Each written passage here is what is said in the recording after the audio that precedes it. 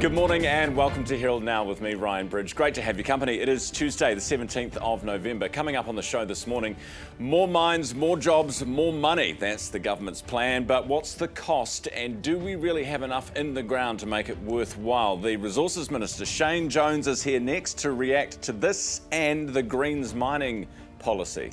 Parents in a panic. Schools and preschools closed. Product recalls underway. How dangerous is the asbestos in kids' coloured sand?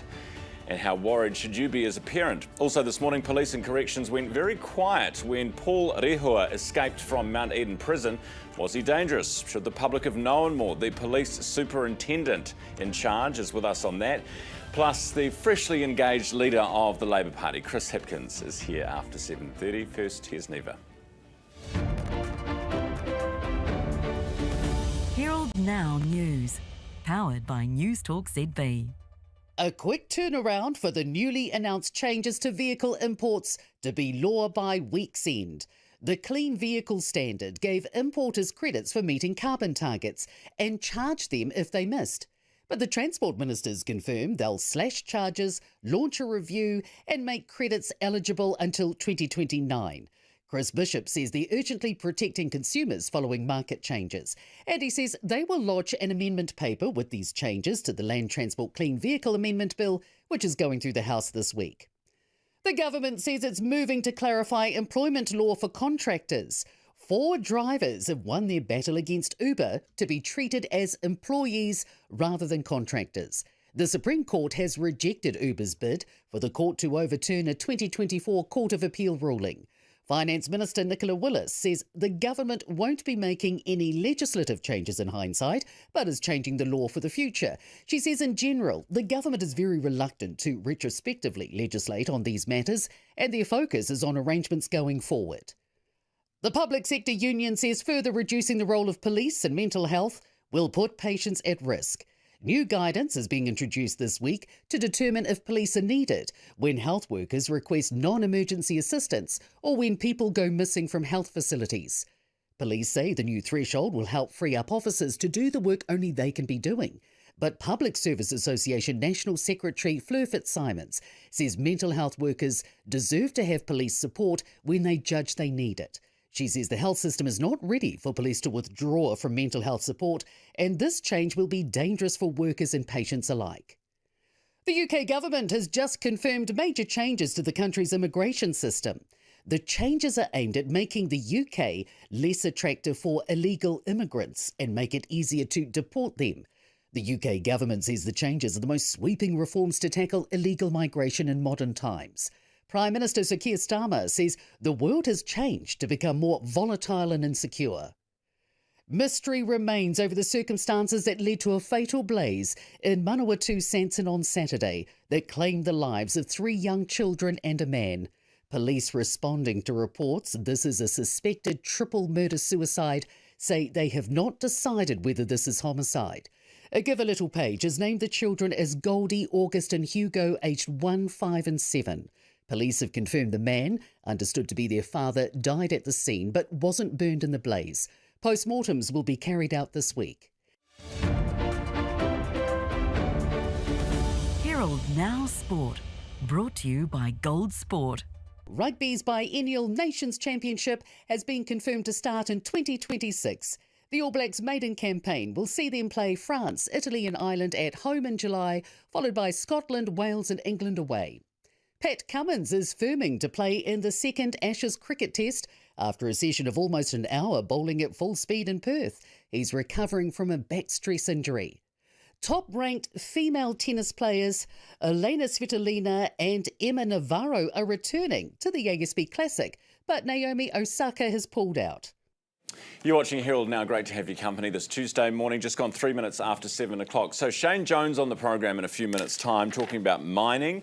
It comes as the Greens yesterday announced their mining policy, and I had a read of it. I mean, not the world's longest policy, but that doesn't mean necessarily a long policy doesn't make a good policy.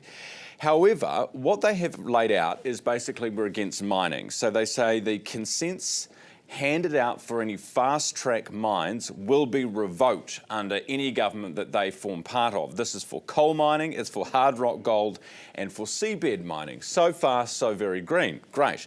And what I like about what they've done is that they have done this specifically. They have put this release out now to give the industry and to give markets an indication of what they will be doing post-election if and before the permits are issued. So if you are looking at prospecting, at mining in New Zealand, and you are using fast track and you will get a permit, look out. The Greens are warning you before you have it that they want to revoke it.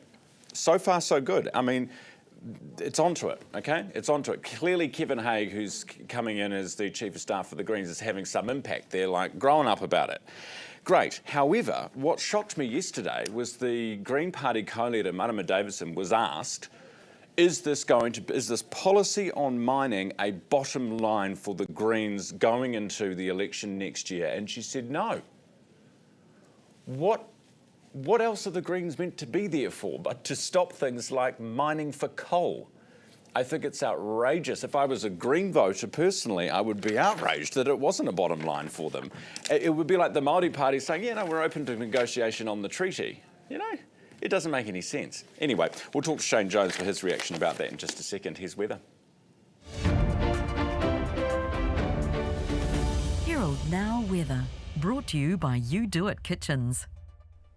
Good morning. Into a wet day around the country. Wet but warm. Could even be thundery at times too. Quite a few watches and warnings around, with the southwest of the country already sitting under that heavy rain. Now for the North Island, the rain really ramps up from this afternoon. It's not just the rain though. There are strong and gusty winds around, but winds turn westerly here and will ease back from late morning. Now it should be dry for Canterbury, but a little windy and with high cloud, but it is warm. More rain expected for the west coast and in the north. Now it's not too bad here, but plenty of cloud with north or northwest winds. The rain arrives tonight, could be heavy at times. Whanganui with a high of 26. Now the rain will ramp up across the day here. Some heavy falls to be mindful too for Bay of Plenty and Taupō. A little drier further east, but rain does arrive there tonight. And rain today for the upper north will be heavy from this afternoon and tonight. Note the heavy rain warning from 2 p.m. for the Coromandel, all with nor'easterlies. You're watching Herald Now, just gone 6 minutes after 7. Population update for you. This is from yesterday. We had numbers out. We're growing. We're still growing population-wise, so don't panic. But we are certainly not growing at the pace we were just a couple of years ago. So if you look back at 2023, the population increased 2.3% in New Zealand. This is 2023, 2.3%. The OECD average at that point was 0.7%. So we basically surged ahead. In fact, the only two countries who grew faster than us in that year were Iceland and Canada in the developed world. So we're just, shooting ahead. And then we have a slump, and this normally happens. You have a boom in migration, and then you have a slump, and we are definitely feeling a slump right now. In the year to September, arrivals were down. The net gain was just 12,400 people. But what's interesting about that is even in our worst year, we are still growing population-wise at the same rate as the OECD average. So even though we think things are terrible, our population is still increasing at about the average for the rest of the developed world. Just gone 8 minutes after 7 now. Gold and rare earth minerals are suddenly back in the political spotlight, with the government signalling it wants to accelerate mining approvals and unlock untapped wealth beneath New Zealand's soil. But with global demand for rare earth minerals soaring, the debate over how far and how fast New Zealand should go is intensifying. Shane Jones is the Minister for Resources with us this morning. Minister, good morning. Hi, morning folks. Good to see you. Hey, can we start with the Greens? Did you see their press release yesterday? Your thoughts? Economic treason, promising to confiscate, alienate and forcibly remove rights from investors, whether they're domestic or overseas. It's going to send us on a trajectory towards Venezuela. I don't think many Kiwis actually take them seriously on that threat, and I believe most Kiwis have supported my narrative that we need mining in New Zealand with appropriate guardrails. Shane, what mining are you talking about accelerating? Well, whether we like it or not, we've got to start digging our own coal as opposed to relying on Indonesian coal. We have coal fields in and around Huntly. I know a lot of your viewers may find that awkward, but without coal as a firming fuel, we won't keep the lights on. If people want to continue to explore and dig gold and find critical minerals associated with that gold in Otago and the West Coast, subject to them having the necessary permits, I say get on with it. Problem is the time it's been taking to get the permits. I mean, the gold in Otago that you're talking about, they're still not, I mean, it's been fast-tracked, but they're still not there. Yes, I fear that fast track was becoming farcical track. Look, the problem was we gave the role to three conveners, conveniently known by me as King Lear's daughters, and sadly they've read far too many problems into the law, which is why we're amending the law by the end of the year to ensure that they are just administrators rather than gatekeepers. The EPA is the administrator of the law. Fortunately, that CEO is going, and I think Kiwis are going to see a lot more acceleration through our fast track. Shane, is there a problem with the public service, just a general point? You know, you try and fast track things and you seem to have these actors who can hold it up from within. You know, you try and do stuff with the treaty and education. You have schools who try and hold it up from within. You have bureaucrats leaking, all those sorts of things. Is there a problem? Yeah, I don't think our government's ever had a break since the time that Mr. Luxon was installed as Prime Minister, because we came with a reform agenda to bring things back into an even keel. And let's face it, the Waitangi Tribunal has been deluged with all sorts of spurious claims, not the least of which is that hapu should have guaranteed citizenship rights, that somehow we've molested the Māori language, all of which is just a gross exaggeration. But you're not wrong, mate. It is a culture war. And I've been at the front of it to the extent that I've sought to lead the narrative to bring mining back into a place of prominence. And I've been surprised how institutionally difficult it's been. What about the royalties that we're getting? I saw that story from Kate McNamara at the Herald the other day about just how little we're going to get from some of these mines. Are you going to address that? Yeah, I think it's a fair point. I've said that it'll be on the work program after the election. But I'll be honest with your viewers, and I'll be honest with you. I feel my main obligation is to strip away the obstacles, and ensure that we can get the investment, get the economic activity, and start to create some momentum. Because out in the regions, not just Auckland, out in some of the regions, there's still a lot of hardship. And if we are able to have another shot at governing, then a key priority is going to be a review as to what is an appropriate royalty return for the Crown. But I've got to remind everyone, the Aussies over in Queensland, they went crazy, and it led to an abandonment of the entire mineral sector there for a long period of time because they overplayed their hand and demanded too much of the royalty stream from the private sector. So you've got to take it easy and be careful with how much you wish for, and you don't want to bite the hand that feeds you. Minister, just finally, we are a year out from the election. I spoke to Nicola Willis yesterday. She said 12 months, so I'm saying November next year. Can you just tell voters this morning what your appetite is? And I know your leader has obviously the lion's share of say in this, but for a New Zealand First Labour government next year. Oh, that's above my pay grade, buddy. There's only one rangatira here in New Zealand First, and that's the Right Honourable. So I'd encourage you and your viewers to the extent they're thinking about voting, is back us. But any discussions in terms of the question that you just articulated, that's exclusively with the leader. And that's one issue that I have no desire to put my head in some sort of noose. Do you have a personal opinion? Sadly, when you're the deputy leader of New Zealand First, your personal opinions are irrelevant. But now, look, Winston's already articulated our stance, and it's exclusively up to him. All right, I appreciate your time this morning, Shane. Thank you. Shane Jones, who's the Resources Minister, also Deputy Leader of New Zealand First. Not that the title apparently means anything. Flick me an email. Would love your feedback this morning. Ryan@nzherald.co.nz. That's Ryan@nzherald.co.nz. 14 minutes after 7 now. The Dubai Air Show got underway overnight with Emirates signing up to buy 65 Boeing 777-9 planes for its fleet. The order's worth around 38 billion. This is US dollars. 38 billion comes even though Boeing's having trouble building and delivering planes on time, as you'll know. Emirates already has a backlog of 777s with Boeing, but both say the new planes are expected to be delivered in 2027. The Boeings are to replace Emirates' ageing Airbus fleet. Major worry for parents and education providers around the country, with a number of magic and coloured sands from Kmart being recalled after asbestos was found. So what are the health implications of exposure here? How dangerous is this for children? Are we all just panicking over nothing?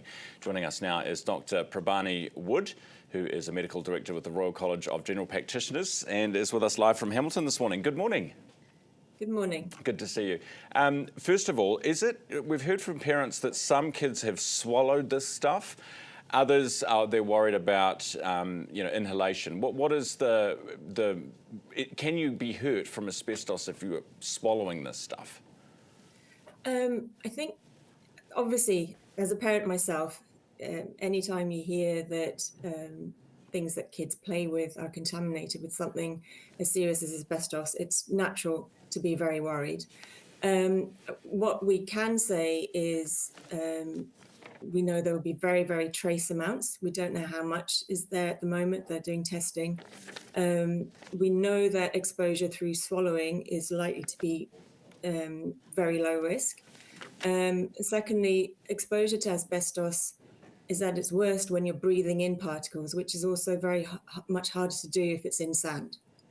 Okay, so because you think sand, you think, well, it's quite fine, but not fine enough. Yeah, it may be hard to inhale a lot of it. Okay, so if you're a parent and your kid's been playing with this stuff, on a scale of 1 to 10, how worried should you be? It's hard to put a figure on it, Ryan, but it's one of those things where no exposure is better to an exposure, but it's likely to be very, very small. So obviously, if as a parent you've got this product in your house, make sure no one's touching it. Try and contain it if you can. So if it's already in a container, the advice is to double bag it and then contact your local council with regards how to dispose of it. If the sand is out of its container and in a room, obviously knowing what kids are like, it could be all over the carpet. Those are kind of things that you'd be more worried about. So if you're concerned about how to clean that up, you can ring your local council for advice. If you are handling it, they recommend wearing gloves, goggles, and an N95 mask. And any contact you get on it on your clothes, dispose of those clothes in the same way as you would be wanting to dispose of the sand.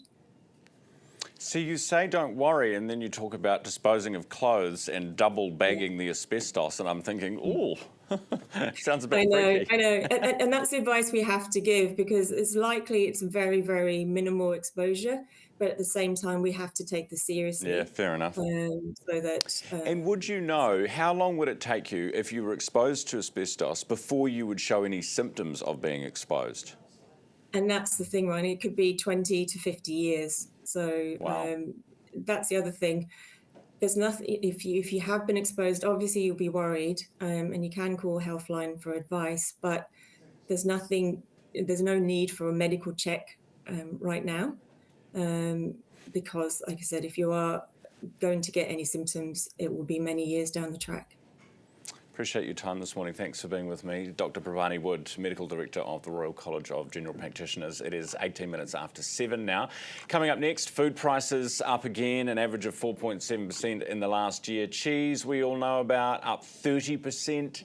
How about instant coffee, up 30%? We'll speak to Budgeting Services next. And then after 7:30, the newly engaged Leader of the Opposition, Chris Hipkins, is live. Oh, no lemming tech solutions experts. Here to set up your new smart TV. Oh, goody. We're a family of 4, so we need it done perfect. Too high. Too low. Just right. Of course, we can assess your Wi-Fi network and run a speed test. And now check out these features. This is how you get to streaming. We love streams. Nobody has supreme knowledge of home TV setup like Noel Leeming. Ah, here she is. How's the business going? Good, actually. We just switched to 2 degrees. Well, we tested the networks and couldn't see any difference, but 2 degrees has the most satisfied customers. With Flex, we get instant control of phone plans, data usage, and cost centre reporting. And they're the fastest growing business network.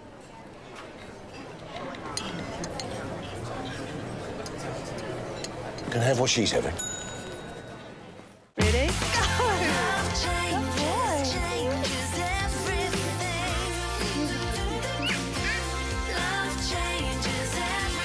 One Roof Property. Love where you live. In 1985, my grandfather set out to make the world a better tea. That's why we grow our own, unlike other tea companies. Then pick the best leaves by hand, not machine, and pack it right here in Sri Lanka. But it's not just the taste that makes our tea better. 15% of our profit goes to humanity and to the elephants. As my grandfather said, Do try it.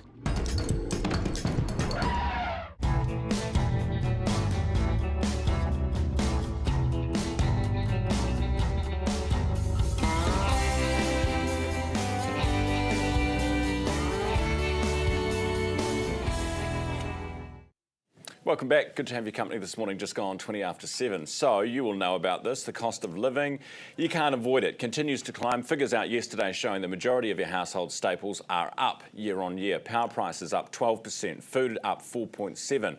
Dairy, meat, coffee, all adding fresh pressure to family budgets. And David Very is a financial mentor at North Harbour Budgeting with me this morning. David, good morning. Good morning. How tough is it out there? It's very, very tough. Very tough on people. I think there was a survey that came out this morning. For 61% of Kiwis, cost of living is their major issue. Yeah. So it impacts everybody. There's nobody that's immune from it.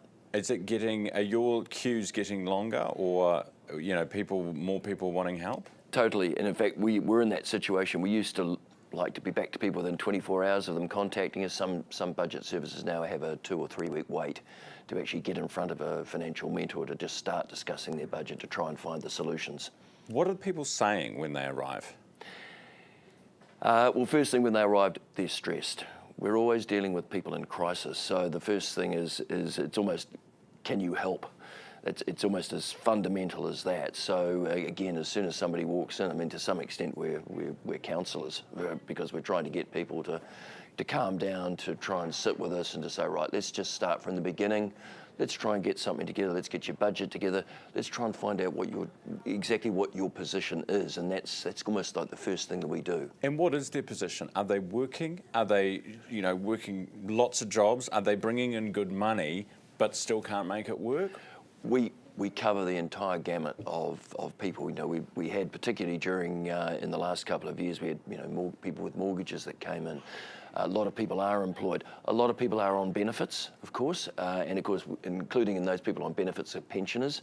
So we cover it right from, I'd say I've got clients who have household incomes over $200,000 down to people who are purely living on benefit income. And for people who are earning $200,000 or more and need budgeting services, are they bad with budgeting their money, or is the cost of living such that even that amount of money isn't enough anymore? Well, typically those that were on that level of income had mortgages, and of course over the last couple of 3 years we saw all the mortgage rates go up, doubling, almost tripling. So that was when we saw that particular group.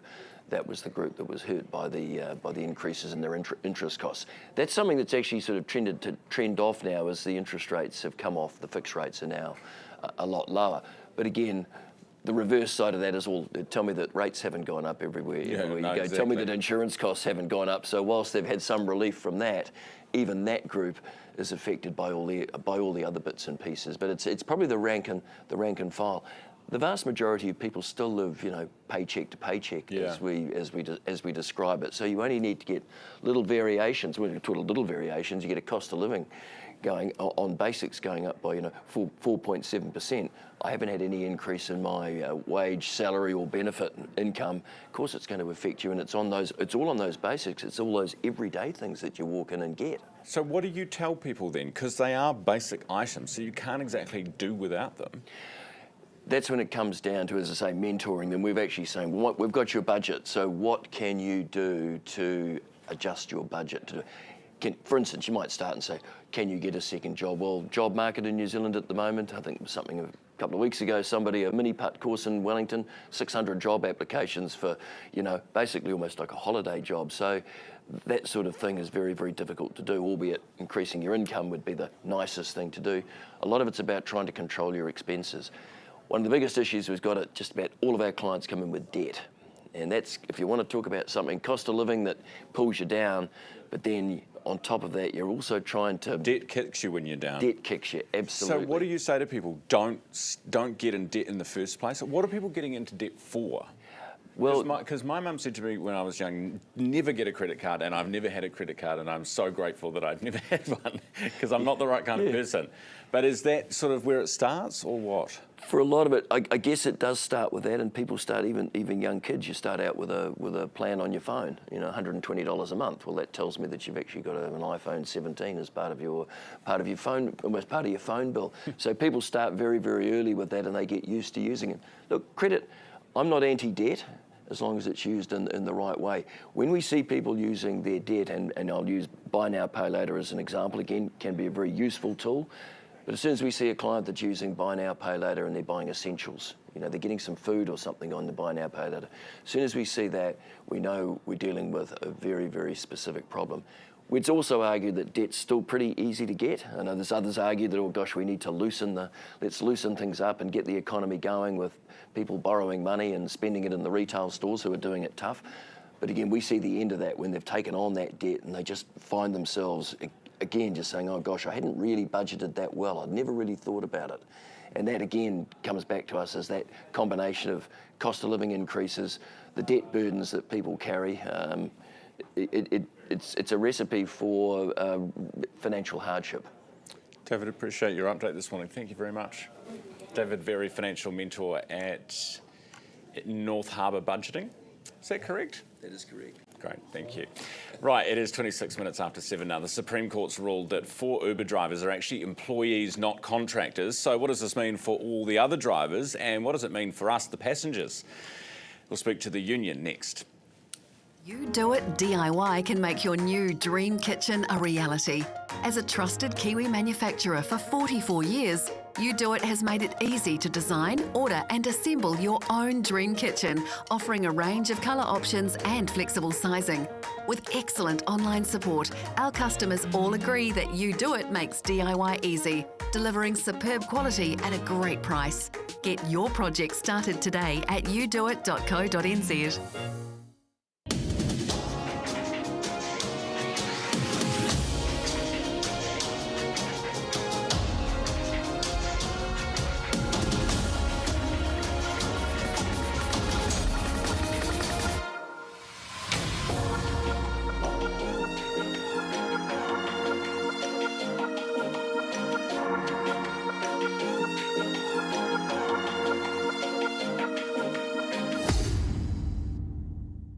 We have completed 4 builds with GJ. Every time we want to think of building, we always go back to GJ. It's a really good experience throughout the whole process. They deliver what they promise on, and it feels like working with a family member. It's very easy and trustworthy to work with GJ.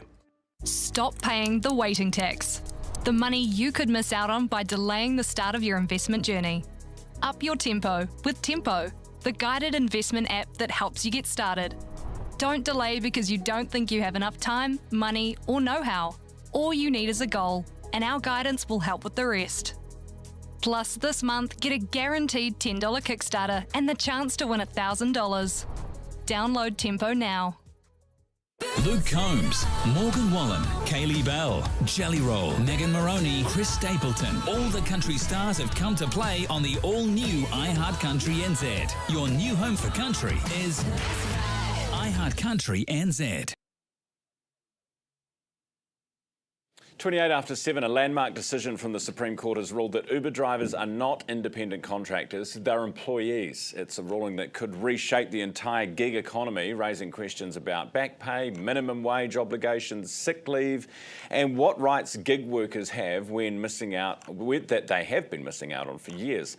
Anita Rosentrater is with the First Union, joins us now. Good morning. Morning, Ryan. Good to see you.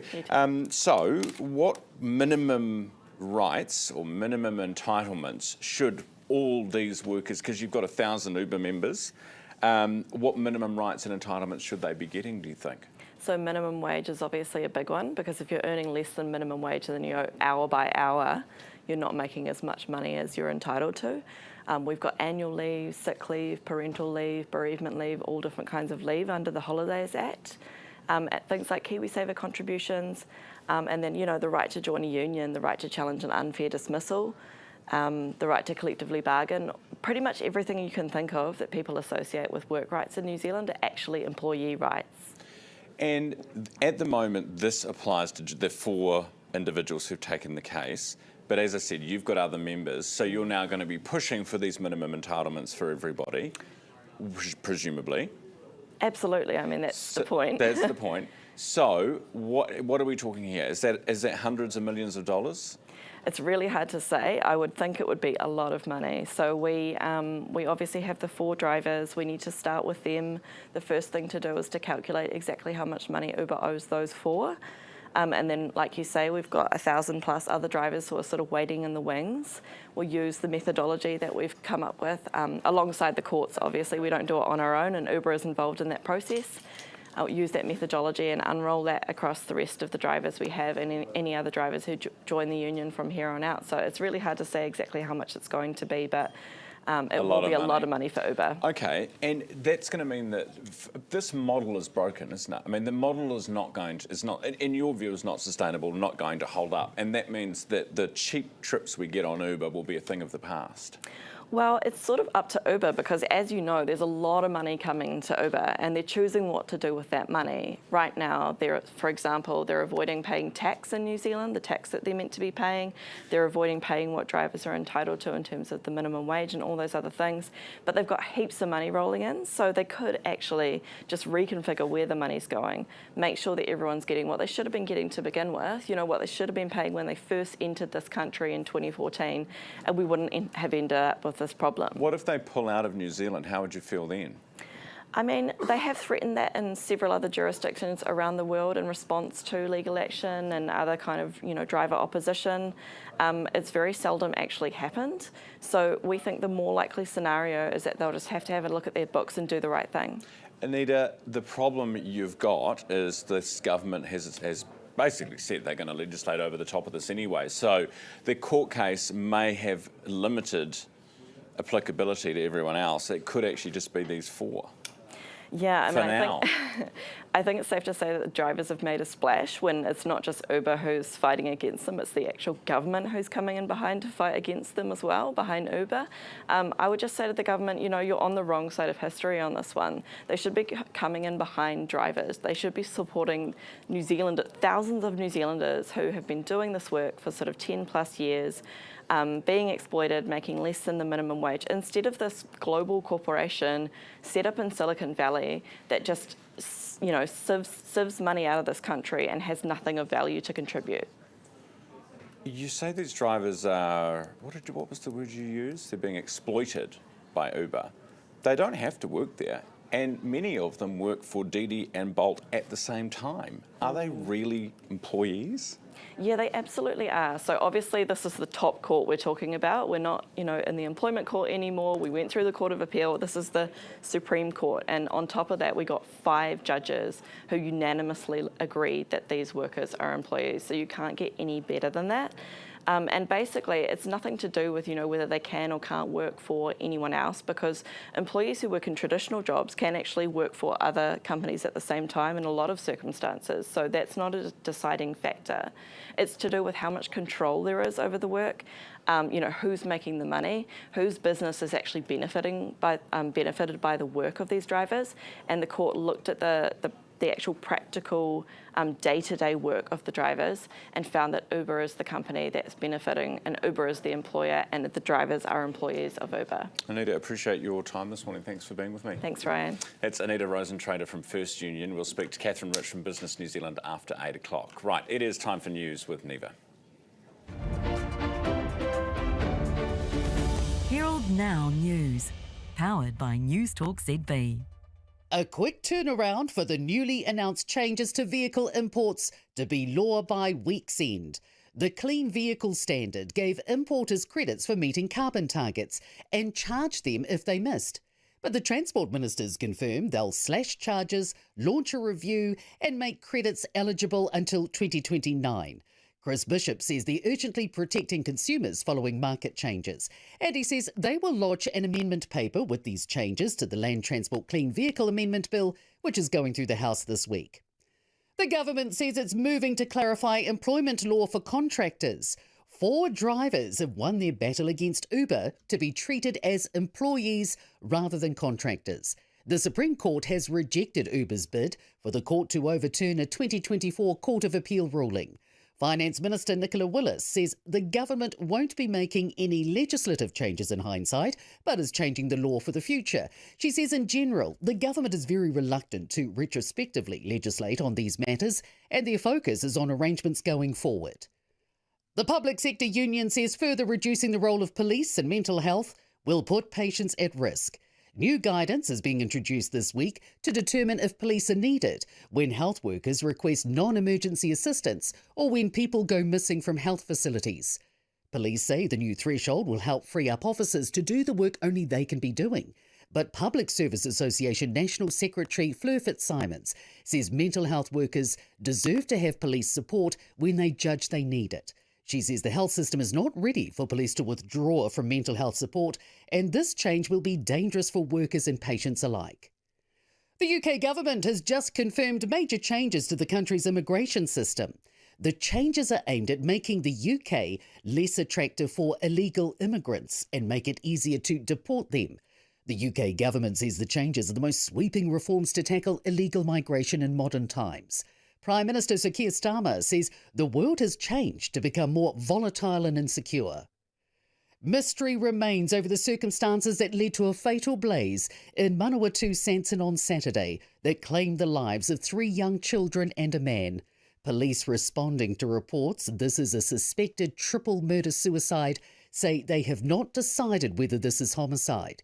A Give a Little page has named the children as Goldie, August and Hugo, aged 1, 5 and 7. Police have confirmed the man, understood to be their father, died at the scene but wasn't burned in the blaze. Postmortems will be carried out this week. Herald Now weather, brought to you by You Do It Kitchens. Good morning. Into a wet day around the country. Wet but warm. Could even be thundery at times too. Quite a few watches and warnings around, with the southwest of the country already sitting under that heavy rain. Now for the North Island, the rain really ramps up from this afternoon. It's not just the rain though. There are strong and gusty winds around, but winds turn westerly here and will ease back from late morning. Now it should be dry for Canterbury, but a little windy and with high cloud, but it is warm. More rain expected for the west coast and in the north. Now it's not too bad here, but plenty of cloud with north or northwest winds. The rain arrives tonight, could be heavy at times. Whanganui with a high of 26. Now the rain will ramp up across the day here. Some heavy falls to be mindful too for Bay of Plenty and Taupo. A little drier further east, but rain does arrive there tonight. And rain today for the upper north will be heavy from this afternoon and tonight. Note the heavy rain warning from 2 p.m. for the Coromandel, all with nor'easterlies. Time now is 24 minutes away from 8 o'clock. Right. Joining me now for his weekly slot is Labour leader Chris Hipkins. Chris, good morning. Good morning. And congratulations. Oh, thank you. Thank you. Big day. Your big day yesterday. How's it feeling? That's pretty awesome, actually. Yes, I'm a very, very lucky man. Now, tell us about the ring. Everyone in the office is wanting to know about the ring. Who chose it? Were you nervous about that? How was it received? I chose the ring. I didn't consult, and so I was a little bit nervous about that. But it seems to have done the trick. It seems to have been quite successful. So I'm pretty happy about that. And wedding? When are you going to have the wedding? Is it you're going to have it on the campaign trail? Presumably not. No, I think we're looking at next summer, sometime next summer. We've got an election campaign to get through between now and then, though. Did you tell any of your colleagues? Who do you go for that type of advice in the caucus? I didn't actually tell anybody this time, in this particular instance. I just decided that it was something that I was going to do. It was Tony's birthday last week, and so I decided to coincide it with her birthday. Oh, that's very nice. Well, congratulations. Very happy that you seem so happy. It's nice to see. Thank you. Right, now let's go down to some business. What about the Green Party yesterday and their mining call? So they've said, look, we're telling the markets now before any of these fast-track permits get issued so that there's full transparency that we're not going to go ahead with any of these mining projects. Are you on board with them on that? Well, that's the Greens policy. We haven't released our own policy on this stuff yet. We'll do that probably early next year, and we'll be clear where we stand on that. We've said that we'd review some of those fast-track projects case by case, because we are concerned about some of those things. We don't think that seabed mining is good for New Zealand. Offshore wind would be a better option for New Zealand, and seabed mining and offshore wind actually aren't compatible with one another. More offshore wind's actually going to be better for New Zealand consumers. So are you going to be good like the Greens and give the market forewarning that you'll be revoking any licences, any permits that might be issued by this government? We'll be very upfront with what we're going to do. If you look at oil and gas, what we did when we introduced the oil and gas ban is we did honour existing contractual commitments that the government had entered into with the oil and gas ban, so those who had existing permits were still able to use them. But we'll set out our policy on this particular issue very clearly next year. Next year. So some of those permits will be issued by then. Are you leaving the door open for cancelling permits that have been issued? The threshold for that would be a very, very high one. As you saw with oil and gas, we didn't do that in that instance. So we're still working through all of the details of that. We haven't confirmed our policy yet. I'm not going to speculate on what that policy will be until we've been through that. Record numbers of Kiwis leaving for Australia. We know this story. It's one that will probably help your electoral chances. Have you considered campaigning in Australia? There are a lot of Kiwis living in Australia, particularly in areas like Brisbane and the Gold Coast and Sydney. I haven't got any plans to go over to Australia to campaign, but my message to them is, we're trying to make New Zealand into a country that you'll want to come back to. And if you support that, then vote Labour. You need to have an event in Brisbane. Oh, maybe. I mean, looking at why New Zealanders moved to Australia, it actually resonates with the three key themes that we're campaigning on: jobs, health, homes. People go to Australia because they can get better paid jobs. They're more likely to be able to buy their own home. These are the things that actually really matter to the New Zealanders who are leaving. If we do a better job of that here in New Zealand, if we tackle the cost of living here in New Zealand, make this a country that our young people want to stay, we'll see less of that exodus to Australia. So jobs, health, homes is your motto for the campaign. On health and on homes, under this government, homes have never been cheaper, certainly a lot cheaper than when you were in power, and the wait lists for health are coming down. People can see that the health system is descending further into crisis under this government, and it's getting more expensive to go and see your doctor. I want to see more people seeing their doctor, which is why we're committed to 3 free visits to the GP every year for all New Zealanders, because I would rather people stayed healthy, got the early health care they needed before they ended up in hospital, rather than have to deal with more people in hospital who don't necessarily need to be there if we give them the health care they need earlier. I heard from Peter, who's a listener on News Talk ZB yesterday, and I just wanted to put this to you. He says, has the media thought of asking Hipkins how the valuation profession will be required and what they'll be required to do for the capital gains tax? It could require a new set of valuation standards to be developed and to be approved, which can take 18 months. Guidance notes will also be required to be developed. The ignorance of the media and politicians around these issues is a reflection on both. So I thought, unabridged, I'd ask you Peter's question in the interest of transparency. What's going to happen on valuation day, and is it going to happen as quickly as you think it will? Well, I think he should give the media a bit of a break. They've asked us this question quite a lot, actually, and the tax working group set out a whole chapter on how valuation day can take place. So those who want to sell, around valuation day will need to get a valuation at that time. There are a range of different methods to do that. Those who want to hold on to their properties will actually have several years in which to sort out the valuation day valuation of their place. There are different methods set out in the tax working group, so you can use something as simple as a straight line, which is, you figure out what the property's worth when you buy it, what it's worth when you sell it, and you draw a straight line between those. That's the simplest method. Or alternatively, you can get a commercial valuation. I know, you keep saying this is the simplest method, this is another method. The point is you don't have a method yet. And Peter says you're going to need a new set of valuation standards to be developed. Did you even know that? Well, no, because at the moment, under the Bright Line test, people have options in which method of valuation they choose. And so, actually, Bright Line test is a bit simpler because generally it's only after you buy and sell. But there are existing tax policies where people have options for how they do valuations. And so those options already exist, and the IRD already do that for valuations for commercial purposes at the moment. All right. Hey, appreciate your time this morning, Chris. Congratulations again. Thank you. Chris Hipkins, Labor leader with us. It is 7:45. Next, Garth Bray. I'm Hayden Scott, and I'm a knife maker. I make knives from my workshop at home in West Auckland. Yeah, my previous life, I was a chef. Did that for 25 years. But I had this knife making thing that I was doing and had been doing for some time.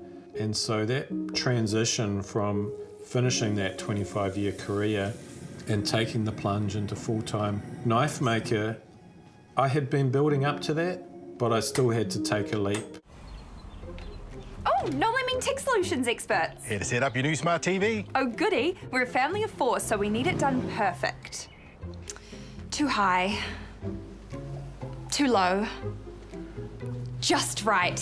Of course, we can assess your Wi-Fi network and run a speed test. And now check out these features. This is how you get to streaming.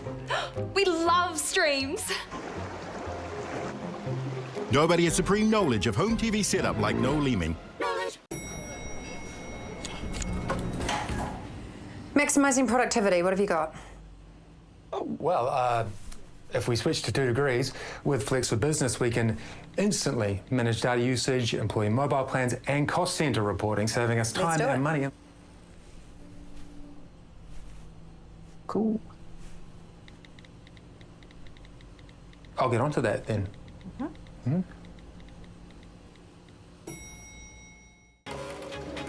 I became a Herald journalist to go behind the headlines and to help people make sense of the world. I became a Herald journalist to help people understand the big issues that affect them. To ask the right questions and to press people who have the answers. To listen to people and to be fair and balanced. To highlight the plight of the marginalised and vulnerable and challenge those in authority. To share extraordinary moments in the lives of ordinary people. I became a Herald journalist to report the facts. That's what we're here to do. If it's news you can trust, it's news worth knowing. The New Zealand Herald. 7:50. Joining us now is Garth Bray from Business Desk. Thanks to our partners 2 Degrees, and we're talking mining because the latest mining company to show interest here is comparing Otago to West Africa, one of the world's largest gold producing regions. Garth, well, I mean, it's a good comparison, I suppose. It's a great headline getter, and I guess if you're in the business like this junior Canadian miner, so they're a mining company that hasn't actually dug any gold up yet in New Zealand and is basically just selling news on the idea that there is stuff there under its prospective areas, you go for big headlines, right? But I actually pulled a map up from them, which I'd love to share with you because it's quite fascinating. This shows some of their permits. They're the ones in red and green. And then you've got some of the others, Oceania and Herma Craze and Santana, which is that purple one. Quite a big territory that they are looking around, Central Otago, prospecting for gold. That is a map that will probably bring cheers to some and fears to others, I would have thought. So so the ones that they're prospecting now, you said they're a junior So they haven't found anything, they haven't dug anything, they're not mining yet. But they anywhere or just here? Well, they're a company that's pretty much focused on New Zealand. So right. There you go. Oh, right. So they're a but company... they're Canadian listed, and they've come here basically saying, hey, look, it's on. It's, I guess, what some of the more established miners would call nearology, which is you see where someone is doing something, and if you put your mine near it, there's a good chance you might find some gold. Okay. But they, I guess they're looking at a whole lot of sophisticated geology and geography and saying this area compares favourably, they would say, with this area, the Birimian Greenstone Belt of West Africa, which covers Ghana right through to Burkina Faso. Look at it on the map if you want to find it, but it's basically that sort of western chunk of Africa. And that's a region that 35 years ago there wasn't much going on gold mining wise, and now there's absolutely heaps. So they seem to be saying they're right at the front of the queue to jump on all of this. All right. And some of the bigger miners are using the fast-track approval process, which we spoke about this morning. Yeah. Parliament's looking at amending that at the moment, and there's a bit of concern around that just because the process has really been crunched down. Chief amongst those would be the Commissioner for the Environment, Simon Upton, who's no lightweight, former National Cabinet Minister. And he's basically expressed some concerns that the way that the amendments have been put through on this to try and tweak it, I think, as Chris Bishop was talking about earlier, in the process, effectively make it, some of the approvals will be all but inevitable, that the time you're crunching it down into for these panels to look at various other environmental, heritage or other concerns mean that, there's not enough time, you might as well get rid of them. And they're also a wee bit worried about these government policy statements, which is the ability for the government to issue sort of a directive over a predefine what constitutes a regional or a national benefit for something like, hey, coal mining is generally great. So, and that panels would have to then take that into account, and that effectively is. So who doesn't like this? Well, any number of submitters, I suppose. And you would say, this is in the in the very tight process they've got to try and say something about this, because it was only about 11 days worth of tell us what you think about these law changes. They're trying to get it through before Christmas, although that's been challenged. The Parliamentary Select Committee, that we're not sure if they actually got clear approval. We'll see. Now, MPs have agreed on congestion charges, although it's going to be ages. In fact, what's his name? Williamson, Morris, said it could be realistically 3 to 4 years before you see a congestion charge actually take place in Auckland. That would depend a little bit on how quickly they build stuff. You know that they wanted to bring this in time for the CRL opening up, because obviously that's when there's going to be heaps more opportunity to travel on trains, and they're trying to push people that way. You're right, there's a lot of outlay, and the piece we've got today sort of runs into some of that. We're talking about sort of tens of millions of dollars per gantry that you would put over the motorway that are like those ones that are at the opposite ends of the tollway to catch who's going through. There are slightly cheaper options if you want to relocate them on pillars, but effectively you need about 20 or 30 of these points around, say, a city like Auckland to ring off the CBD. So you could then charge people $3 to $5 basically for a trip, depending on whether it was sort of right in the peak or at the shoulder.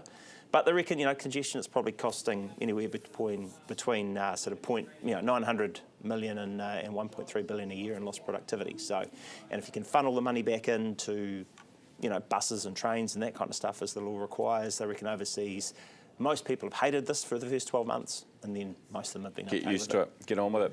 Thanks, Garth. Good to see you. Garth Brave from Business Desk. Thanks to our partners, 2 Degrees. A small community in Manawatu is shaken following a fire which killed 4 people, including 3 young children. Police are investigating the blaze as a potential murder-suicide. Melissa Nightingale was at the scene yesterday and joins us now. Melissa, so what are police saying about this? Police are still quite tight-lipped about this, but the Herald can say that we understand that it is being investigated as a murder-suicide. Police are not confirming that. They're not confirming whether it's a homicide investigation. But what they have said is that the man whose body was found was not burned in the fire, but he did die at the scene. Right. And do you know any details about why this has all happened? It's not something that we're able to confirm yet about why it's happened, but all we know is that it is just a horrible tragedy. I spoke to neighbours at the scene yesterday who said they're all completely shattered and gutted by this news. One of them said that, we need to wait for more detail to come out, but it's clear to everybody that something very dark and terrible has happened here. Gosh, that's terrible. What is the sort of practical challenges that fire and emergency are looking at? Well, initially, the challenge was dealing with the structural integrity of the building and the debris and things like that to recover the bodies. It took them some time to find the body of the third child, but thankfully they were able to recover that body yesterday afternoon. So now they're just working through all the various things they have to understand to figure out what's happened here. What do we know about these children, Melissa? We know that they were aged 1, 5, and 7. Their names were August, Hugo, and Goldie. And I suppose one small bright spot of human decency in all of this is that a Give a Little page that was set up for the mother of these children who has survived has generated more than $250,000 in funds, which is, a really lovely thing that the community has done to help this woman and the extended family of these children. All right. Appreciate your update this morning, Melissa. Thank you. Melissa Nightingale, our Wellington senior reporter. Time is 6 minutes away from 8. Now to Ariana Grande. An Australian man has been sentenced to 9 days in prison in Singapore for grabbing the pop star at a movie premiere. Johnson Wen was found guilty of being a public nuisance at the Asia premiere for Wicked for Good. Wen has a history of disrupting concerts and celebrity events. Grande has spoken before of experiencing PTSD, this after a suicide bomb attack at her May 2017 concert in Manchester that killed 22 people and injured hundreds. See, they do things properly in Singapore. You do something dumb, they put you in prison straight away for 9 days. That'll teach you. Well, hopefully. Time now to talk tech thanks to our partners Noel Leeming. Kiwis have lost more than $3 billion to scammers in the last year alone. This is according to NetSafe's State of the Scams report released yesterday.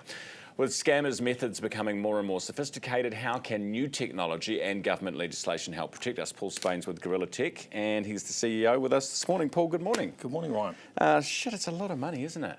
Yeah, we've got this $3 billion number from NetSafe. Payments NZ are reporting $265 million, so it's somewhere in that range. Wait, that's quite a big range. So quite the range. Yeah. How can we not know how? Especially if we're talking about billions of dollars, how can we not know how much? Well, NetSafe, in terms of if you look at the data that they publish on what's reported to them. It's below the $265 million number we've seen from Payments NZ, but they're collecting a lot of international data and then extrapolating it out by our population. So very hard to know because probably most people that get scammed by something online aren't necessarily going to report it. Right. So what we know for certain is only around $200 million, and we're guessing the rest. Something like that. Okay. Should we even be doing this segment, Paul? Look, I think the $250 million number, that's been shared, that is verifiable from banks, is a serious number anyway, right? So there's a few things that concern me. One, the role of the social media companies in pushing a lot of these things on us. So Reuters have done a report, an investigation on Meta, and found something like 10% of Meta's revenue is coming from scam and fraud. And so we've got the situation where social media companies are actually incentivized to run this advertising, and in fact Meta up their rates when they suspect it's fraud, and it's only the top 5% of what they suspect that they will block. The rest contributes to their financial success. So not only are they benefiting from fraud, but they know they are. Yes, yeah, very much so. So they're just scumbags, aren't they? Yeah, and then the flip side is our banks are saying, in conjunction with the government, that they're going to pay back up to $500,000 in some scam scenarios. Now, I think this is problematic because, in which scenarios are they going to pay back? I think an individual getting scammed isn't necessarily going to be thinking about that scenario, but the banks are maybe having to pick up the tab on something that a social media company has facilitated. So that's a real problem. Just one a-hole screwing another, basically. Social media giants and banks. All right, so what about the government here? What's the, they're looking at obviously legislating.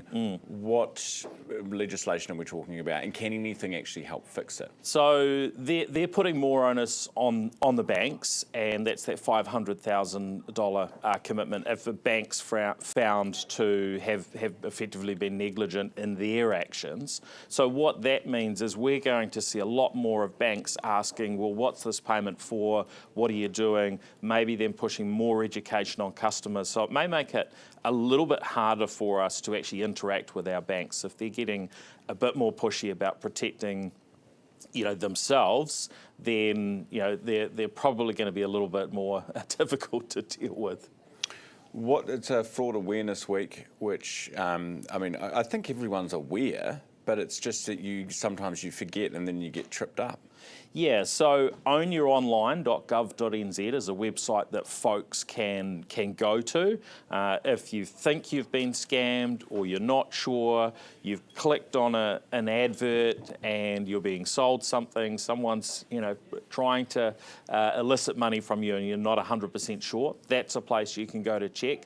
I think important for us to recognise that this is a ongoing problem, and even our best and brightest are getting caught out.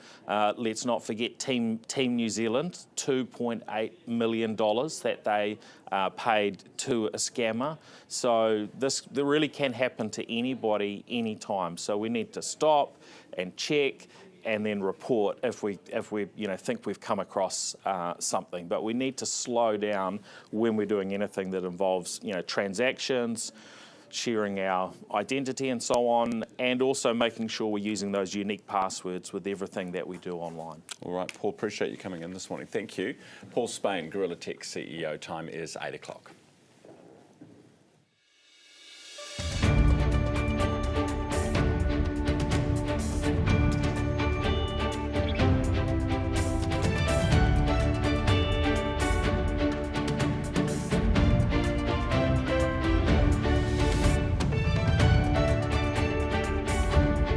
Good morning, you're on Herald Now. I'm Ryan Bridge. It is Tuesday the 17th of November. On the show this morning, the asbestos scare in our schools and preschools. What are your rights if you're worried your child's been exposed? We'll speak to a legal expert. Police and corrections were very quiet when Paul Rehua escaped from Mount Eden prison. Was he dangerous? And why wasn't the public told? We'll speak to police. And Auckland CBD is in the dumps. One man reckons the oldest buildings hold the key to bringing new life to our biggest city. His plan in about 15 minutes' time. Plus travel, why Malaysia's so hot right now. First, Neva. Herald Now News, powered by Newstalk ZB. A quick turnaround for the newly announced changes to vehicle imports to be law by week's end. The Clean Vehicle Standard gave importers credits for meeting carbon targets and charged them if they missed. But the Transport Ministers confirmed they'll slash charges, launch a review and make credits eligible until 2029. Chris Bishop says they're urgently protecting consumers following market changes.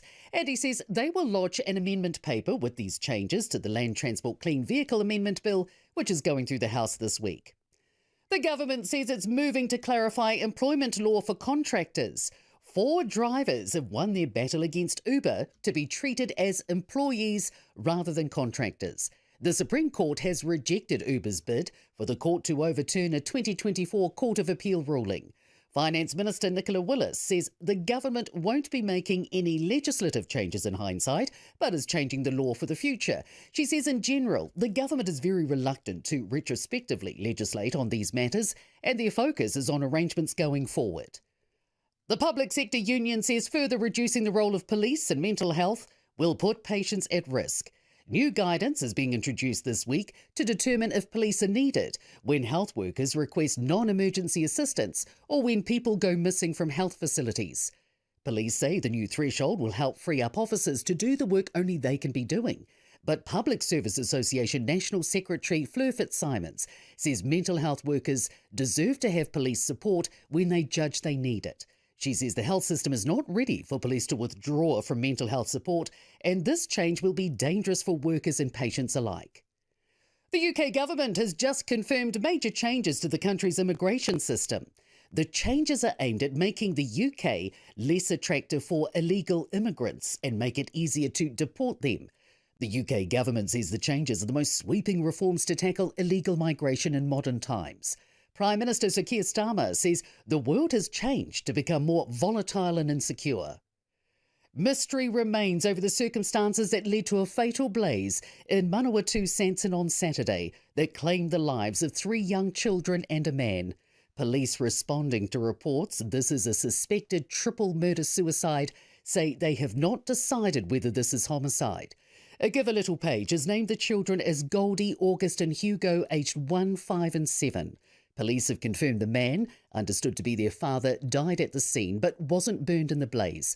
Postmortems will be carried out this week. Herald Now Sport, brought to you by Gold Sport. Rugby's biennial Nations Championship has been confirmed to start in 2026. The All Blacks' maiden campaign will see them play France, Italy and Ireland at home in July, followed by Scotland, Wales and England away.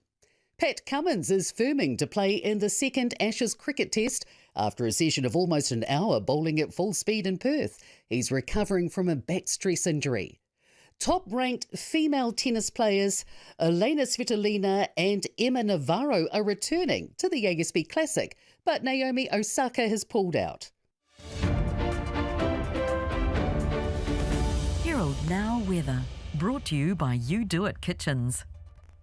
Good morning. Into a wet day around the country. Wet but warm. Could even be thundery at times too. Quite a few watches and warnings around, with the southwest of the country already sitting under that heavy rain. Now for the North Island, the rain really ramps up from this afternoon. It's not just the rain though. There are strong and gusty winds around, but winds turn westerly here and will ease back from late morning. Now it should be dry for Canterbury, but a little windy and with high cloud, but it is warm. More rain expected for the west coast and in the north. Now it's not too bad here, but plenty of cloud with north or northwest winds. The rain arrives tonight, could be heavy at times. Whanganui with a high of 26. Now the rain will ramp up across the day here. Some heavy falls to be mindful too for Bay of Plenty and Taupo. A little drier further east, but rain does arrive there tonight. And rain today for the upper north will be heavy from this afternoon and tonight. Note the heavy rain warning from 2 p.m. for the Coromandel, all with nor'easterlies. An asbestos contamination scare is rocking New Zealand's schools and preschools. Hundreds of them have contacted the Ministry of Education. Parents want answers. Schools also want to know whether children have been exposed to risk. To help us understand the legal implications, we're joined by Merlin Remian, solicitor at John Miller Law in Wellington. Merlin, nice to have you on the program. Good morning. Good morning. Happy to be here. So what is the legal situation? I mean, if your kid eats asbestos from some coloured sand, can you sue the company? No, you can't sue the company. So when you're contemplating any legal action for personal injury in New Zealand, the first question you need to answer is, who am I bringing this claim against? And the second question is, what am I getting out of it? So we're quite lucky in New Zealand insofar that our personal injury jurisdiction is governed by ACC. Meaning that the only question is, has an injury been incurred? And if the answer is yes, then if it falls under the broad umbrella of being incurred in an accident, you are entitled to claim entitlements, which essentially serve as a replacement for what you might otherwise claim in a civil suit. So it's more accurate to say that you might have a claim with ACC, and you are, in fact, barred explicitly from making a claim against the manufacturer or distributor. Right, okay, so actually legally there's not much we need to be aware of here. No. If you suffer an injury, which of course would be the worst outcome, and as I understand it, relatively unlikely to happen, then you are automatically entitled to, barring a few very unlikely cases, the kind of entitlements that you might otherwise claim if you were to bring such a suit. Is it strictly and completely illegal to sue if you're covered by ACC for something? Is there any way or avenue where you can sue in New Zealand? Yes, but only in very limited circumstances. So the bar is considered absolute. It's binary. Either you do have cover under the accident compensation scheme or you don't. And if you don't, it's unlikely that you will have suffered the kind of harm which would otherwise bring a civil remedy. Now, for claims sitting outside that bar, you're claiming a different kind of remedy. So what you get for ACC is remedial compensation. You will be returned to the best of the corporation's medical ability to the state you were prior to incurring that injury. Now, the other kind of damages that you can claim in a suit might be punitive, but the Supreme Court in 2010 determined that crossing this bar and attempting to claim punitive damages requires a standard of negligence that's essentially or so close to as to be indistinguishable from intent to cause harm, which what I understand of the facts as they presently exist is not the case with this asbestos exposure. Ah, okay. Merlin, what about, so Chinese company manufactures something, sends it here, we buy it, it harms us. Can we go after multinational companies, even though we're covered by ACC here in New Zealand, can we go after these big companies overseas? An individual? No. Because again, the bar applies. If you have suffered harm, which might give rise to a reasonable claim, then ACC would give you the compensation that you might otherwise get, and you are barred. Now, yeah, but can't I sue them? Say ACC. Can't I sue them in another jurisdiction? Like Merlin, nothing to do with New Zealand. Can I not go to America, hire an American lawyer, and sue the crap out of them? Arguably, yes, but your remedy might not exist and therefore the suit would be purposeless. So if you are claiming against a Chinese corporation using an American lawyer for harm incurred in New Zealand, you would have so many legal loopholes to jump through that it may well be purposeless. Not saying that it's impossible, but on the facts, as I understand them, it would not give access to a remedy. Okay, interesting. What about if you're a foreigner visiting New Zealand? And look, this is completely unrelated to the asbestos thing. I'm here for legal advice. What if you're a foreigner who's in New Zealand and something happens which I would be covered for ACC by, but they're not because they don't live here? Can they sue New Zealand companies? In this context, I presume that they would be suffering harm while in New Zealand, which means even if not resident, they would be granted cover under the Act. And having been granted cover under the Act, they would then be barred from suing. Okay. And so you can actually get paid from ACC if you're a foreigner living in London? Not if you're living in London at the time of injury. So that's where it gets a little bit complex. Now, if we're talking about asbestos exposure, I presume that you will have been playing with the sand that in this case is contaminated. And then the latency period will have passed and you will have been diagnosed with asbestosis. Now, because the accident in question was incurred in New Zealand, the mere fact that you've gone overseas before being diagnosed does not lift the corporation's obligation to provide you from cover. So in that manner, the bar is still in place. Now, you may well be able to bring a claim under English law for the costs incurred over there, for example, if you then require hospitalisation, but the majority of it will be covered under New Zealand law. Yeah. Merlin, what's your specialty? What do you practice mostly in? Mostly ACC law, unsurprisingly, given my present answers, and my primary specialty is to do with cancer cases or attendant care, which is where severely injured people require around-the-clock medical attention. What did you make of that story yesterday about ACC clients being given the boot from long-term payouts because of the use of many AI? Thoughts on that. So first of all is that I disagree with the contention that the problem is the use of AI. I have recently read ACC's policy on the way that they manage those models, the way the data is stored and used, and it appears, to my eyes, to be primarily administrative, which I have no objection to. What I do have objection to is the idea that ACC is elevating their use of policy over and above clinical evidence. Now, one of the examples that I'm seeing time and time again is with people who have physical injuries to their brain, primarily concussions. ACC has a policy that indicates any concussion will have resolved after 1 year. And that is simply not true for the vast majority of people. And the corporation has an obligation to only lift a person's entitlements in the presence of clinical evidence, and they are repeatedly failing to do that. So they just have so to hell with what a doctor might say, the policy is that the injury is healed, magically healed for everyone within a year. Regrettably, yes, that is what I'm seeing. Even when we have a claimant who we have brought to their attention and we've gone and got clinical evidence, they've said, oh, well, that's delightful, Mr. Remians. Unfortunately, our policy says. You're kidding me. How can they? I wish I was. So have you challenged that? Now, obviously, there's a review and there's appeals and stuff. Have you challenged those? Are they open to listening more, or is it just a hard, fast computer says no?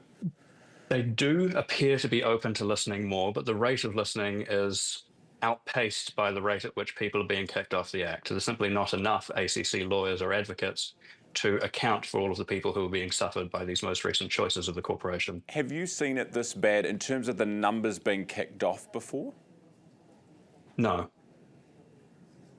Merlin, appreciate your time this morning. I know we've talked about a lot of stuff. I've probably racked up quite a bill, but I appreciate your time.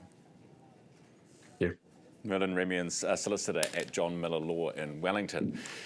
Right, it is 13 minutes after 8 o'clock now. Survivors of Jeffrey Epstein's abuse have released a video calling for the release of all the remaining Epstein files. This is me. This was me. This is me. When I met Jeffrey Epstein. This is me when I met Jeffrey Epstein.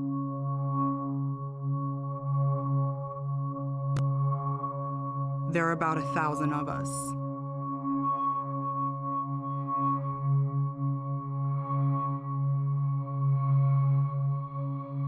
It's time to bring the secrets out of the shadows. It's time to shine a light into the darkness. Now, you would have seen, of course, that Trump has come out and said, actually, I back efforts to release the files. Now, last week, the Democrats released a series of emails, some of which named Trump, who called the move a hoax and a distraction. A vote to release all of the files expected to take place later this week. Last week, it was revealed that a Mount Eden prisoner had escaped custody while on a hospital visit. The catch was, by the time we all found out, he'd already been missing for 4 days. It took corrections 4 days to notify the public of his escape, another 2 days to reveal his name. As it turned out, Paul Rehua had escaped before in 2010, where the public was warned of his extensive criminal history and told not to approach him. This time, no such warning. Police located Rehua yesterday. He's now back in prison. Questions remain over the handling of the case, though. Joining us this morning is Superintendent Naila Hassan with the Waitemata Police District, as she's the commander. Good morning. Morning, Ryan. Good to have you on the program. So can I ask, when did you guys get asked to get involved here? Was it straight away? Yes, so we'll get a call as soon as the report came in on the 7th of November that a prisoner had escaped custody. That came straight to police and we started our inquiries then. And whose decision is it at that point on whether to tell the public or not? Generally, that would be a discussion between New Zealand Police and Corrections. On this occasion, I'm not sure whether there was a conversation that took place early on. Having said that, there was conflicting information as to where this offender was at that time and the days following. So we decided to hold any media at that point. When there's conflicting information, we can sometimes catch an offender a whole lot quicker. So we did our inquiries, and then a few days later, we got a warrant in lieu. Once we had a warrant, we went out to the media and attempted to find this offender. So why did it take you so long to get a warrant? So initially it happened on a Friday. We did some inquiries early in the weekend and early in the week. We got the warrant on the following Thursday as a result of inquiries. Is that the warrant to arrest? Yes, it is. It's a warrant in lieu. Right. So if someone escapes jail, you can't arrest them for a week? No, yes, absolutely we can arrest them. And we were out there looking for him. But what we did was during our inquiries, we did as many inquiries as we could. And then we got a warrant in lieu of summons to get him back into custody. We can arrest him at any stage, absolutely. Right, and hold him until that. Yes. Yeah. Right. Yes, okay. Absolutely. All right. And so initially there was, when you say there was conflicting information about where he was, I mean, he was on the run, so presumably you didn't know where he was, otherwise you would have gone to arrest him. So what conflicting information are you talking about? Well, we had information that he could be in different locations. We were doing inquiries, initial inquiries, to try and locate where he was. Sometimes it's in the public interest for us to do a media release to locate him. Other times it's not. On this occasion, we did do a media release a few days later. Once we got the warrant, we did a media release, and as it happened, the public information that came in helped us to locate. Yeah, see, this is the thing that gets me, is once finally after 4 days you announce that the person's actually missing, well, some journalists ask and we finally get told, Then 2 days after that, so 6 days later, we finally get a name. And then, woe betide, it's a couple of days and the public have given tip-offs and we've caught the guy. So why didn't we skip all the nonsense in the interim and just give us the name and the photo and we'll help you find him? Look, initially, there was possibly some lack of communication between us and corrections. I did speak to corrections yesterday, and it may quite often we will talk early on. It doesn't appear that conversation took place between corrections and police in terms of this offender. So we probably could have gone out to the media earlier. Having said that, we did find this offender. He was on bail. He was in custody for 2 charges of doing an indecent act. We balance locating this offender against a number of other offenders that we're looking for in district at any given time. And in fact, last week we apprehended a significant number of offenders who had drugs and loaded firearms on them. And when we're balancing up those demands against these, we're always going to go, and I think the public of New Zealand would have an expectation we're going to focus on those most dangerous offenders. Totally. Albeit this man had caused harm. He was before the court on 2 charges of an indecent act, which is very unpleasant for anyone to see in the public. Yeah, what is it? What do you mean an indecent act?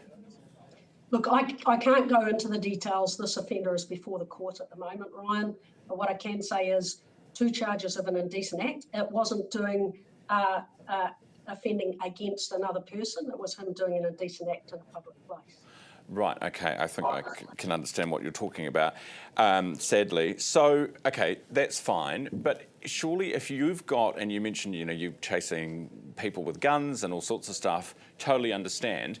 But again, wouldn't it just be easier if you had said from the get-go, hey, we're looking for this guy, if you've seen him, call us, and that would have saved you time? It could have on this occasion for a first few days. Like I said, there was some conflicting information. We're not covering anything here, Ryan. We make decisions as quickly as we can to try and find these offenders. And on this occasion, we didn't go. We decided that we wouldn't go to the media immediately. We could have. I think corrections could have gone earlier, and that's a discussion that we need to have with corrections. Okay. And I have spoken to the Corrections Commissioner, Lee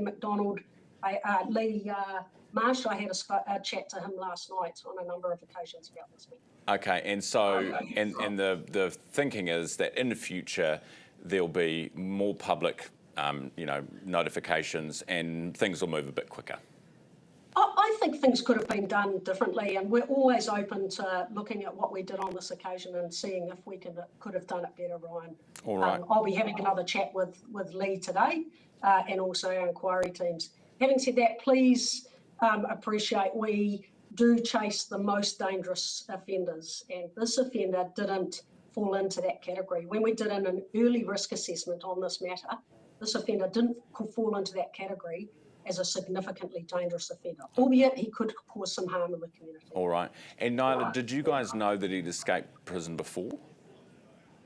I'm sure our team would have on the day. They would have been able to, in assessing this job, they would have looked and known that he had escaped custody prior to this occasion. All right. Nyla, I really appreciate you coming on to clear this up and explain it. It is a very good thing to do. Just finally, obviously, we've all been watching what's happening with police in the last couple of weeks. How are you feeling as a police officer at the moment? Ryan, it'd be fair to say, I think every police officer in New Zealand would say that they're bitterly disappointed with what's happened. But we've got a great leader leading us now with Commissioner Chambers, and he wants us to really focus on moving forward. So that's what we're going to do. We're going to continue to support the front line and move forward and try and recover from what's happened. Appreciate your time this morning. Nyla Hassan, who's the Superintendent, Waitemata Police District Commander, 22 minutes after 8 o'clock. You're watching Herald Now. Still to come, saving heritage buildings and saving... Excuse me. Just a little burp. Sorry. I didn't know what to do about it. You know, you try and swallow it, doesn't quite work. Anyway, heritage buildings and saving money at the same time. Why knocking them down and building new is not the most economic option. Also, later travel with Tim Roxburgh. If you fancy an Asian holiday, he's talking about the great place that is Malaysia. Malaysia, truly Asia. That's after 8:30. First news. Ads. Oh, no lemming tech solutions experts. Here to set up your new smart TV. Oh, goody. We're a family of 4, so we need it done perfect. Too high. Too low. Just right. Of course, we can assess your Wi-Fi network and run a speed test. And now check out these features. This is how you get to streaming. We love streams. Nobody has supreme knowledge of home TV setup like Noel Leeming. Here she is. How's the business going? Good, actually. We just switched to 2 degrees. Well, we tested the networks and couldn't see any difference, but 2 degrees has the most satisfied customers. With Flex, we get instant control of phone plans, data usage, and cost center reporting. And they're the fastest growing business network.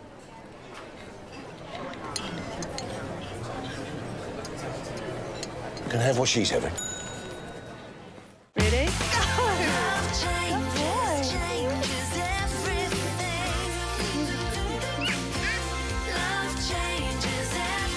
One Roof Property. Love where you live. In 1985, my grandfather set out to make the world a better tea. That's why we grow our own, unlike other tea companies. Then pick the best leaves by hand, not machine, and pack it right here in Sri Lanka. But it's not just the taste that makes our tea better. 15% of our profit goes to humanity and to the elephants. As my grandfather said, Do try it.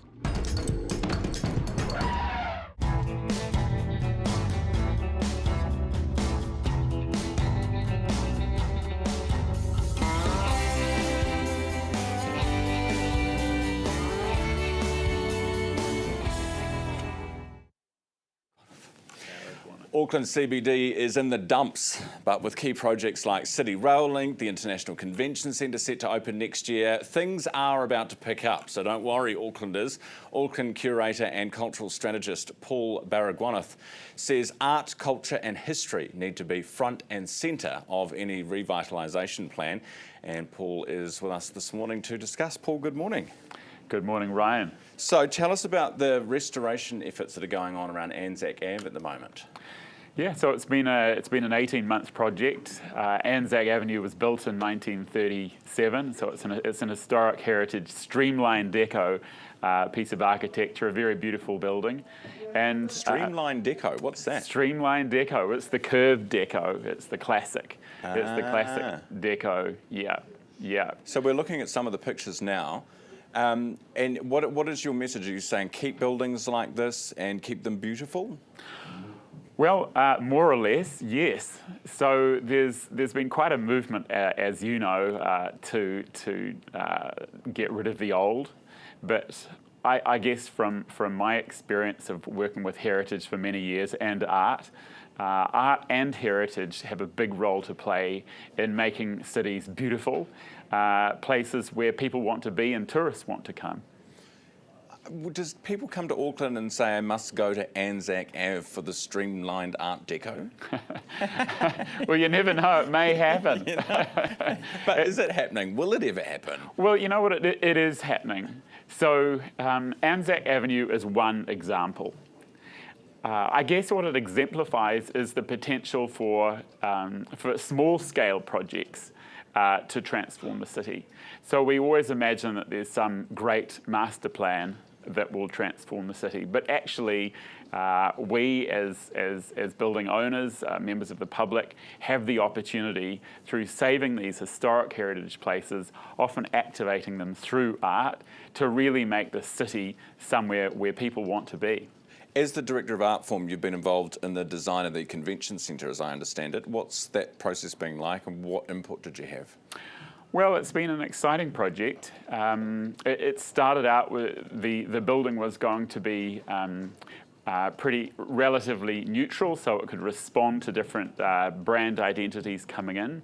But over time, we developed the art program, and as a result, we really now have an iconic New Zealand building that will inspire, I believe, people to come from across the oceans to see it, as well as to travel from across New Zealand as well. So it's not just sort of a sterile, empty space. It's a piece of art, as you say. Is this why stuff's so expensive? That is a common belief that art is actually too expensive for anyone to afford. Well, it looks it. I mean, look at that. Yeah. It is magnificent, but the reverse is actually true. Art is a tiny cost compared to the cost of a building, whether that be restoring an existing building or creating a new one. So while art brings a huge amount of value, actually when it comes to the bottom line, it's a tiny, tiny, tiny percentage. Paul, in terms of, we've got changes coming to the planning laws for residential building, also some commercial stuff. What's your view on having, there are areas of Auckland where you've got these villas, the heritage villas, the Cody villas, that kind of stuff, and they're all in one place. Are you of the view that we should, knock down old stuff if it's just on its own in a suburb that's otherwise already been overtaken by, being gentrified, and just have pockets of heritage? What's your take on that? I think it's very easy to demolish what is already there and what is already beautiful. I think the big challenge is to retain the heritage, the beauty, but also to create new architecture that meets the old. So instead of making the whole city, instead of sort of like taking the city down to a neutral mass townhousing, perhaps we can work a little harder, retain what's beautiful, and in the ugly areas, really work to make them beautiful through outstanding architecture, through outstanding art, but also through preserving the little heritage jewels that we have amongst them. Because those little heritage buildings have powerful stories, they capture who we are, and while it's easy to demolish them, rebuilding that story, that quality is actually extremely difficult. All right. Paul, you mentioned the ugly areas. Is that the whole of West Auckland or just some parts? West Auckland has so much beauty. Don't worry, I'm kidding. It has so much beauty. Love it, love it. So there is ugliness everywhere in every single suburb in this city. Yeah. All right, your equal opportunity insulter this morning. Appreciate it, Paul. Thank you. Paul Barragwanath with us, Auckland curator and cultural strategist. Time is 8:30. Here's Neva. Herald NOW News, powered by Newstalk ZB. A quick turnaround for the newly announced changes to vehicle imports to be law by week's end. The Clean Vehicle Standard gave importers credits for meeting carbon targets and charged them if they missed. But the Transport Ministers confirmed they'll slash charges, launch a review and make credits eligible until 2029. Chris Bishop says they're urgently protecting consumers following market changes. And he says they will lodge an amendment paper with these changes to the Land Transport Clean Vehicle Amendment Bill, which is going through the House this week. The government says it's moving to clarify employment law for contractors. 4 drivers have won their battle against Uber to be treated as employees rather than contractors. The Supreme Court has rejected Uber's bid for the court to overturn a 2024 Court of Appeal ruling. Finance Minister Nicola Willis says the government won't be making any legislative changes in hindsight, but is changing the law for the future. She says in general, the government is very reluctant to retrospectively legislate on these matters, and their focus is on arrangements going forward. The Public Sector Union says further reducing the role of police in mental health will put patients at risk. New guidance is being introduced this week to determine if police are needed when health workers request non-emergency assistance or when people go missing from health facilities. Police say the new threshold will help free up officers to do the work only they can be doing. But Public Service Association National Secretary Fleur Fitzsimons says mental health workers deserve to have police support when they judge they need it.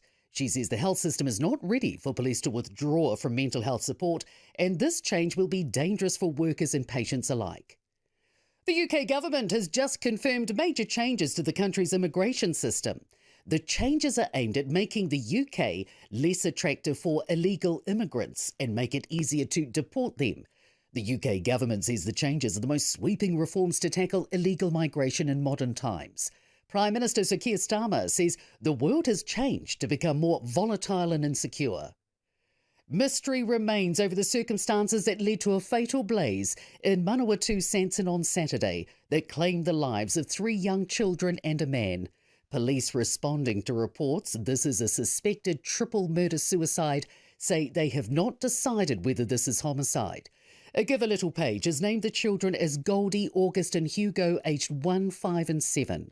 Police have confirmed the man, understood to be their father, died at the scene but wasn't burned in the blaze. Postmortems will be carried out this week. Herald NOW Sport, brought to you by Gold Sport. Rugby's biennial Nations Championship has been confirmed to start in 2026. The All Blacks' maiden campaign will see them play France, Italy and Ireland at home in July, followed by Scotland, Wales and England away. Pat Cummins is firming to play in the second Ashes cricket test after a session of almost an hour bowling at full speed in Perth. He's recovering from a back stress injury. Top-ranked female tennis players Elena Svitolina and Emma Navarro are returning to the ASB Classic, but Naomi Osaka has pulled out. Herald NOW Weather, brought to you by You Do It Kitchens.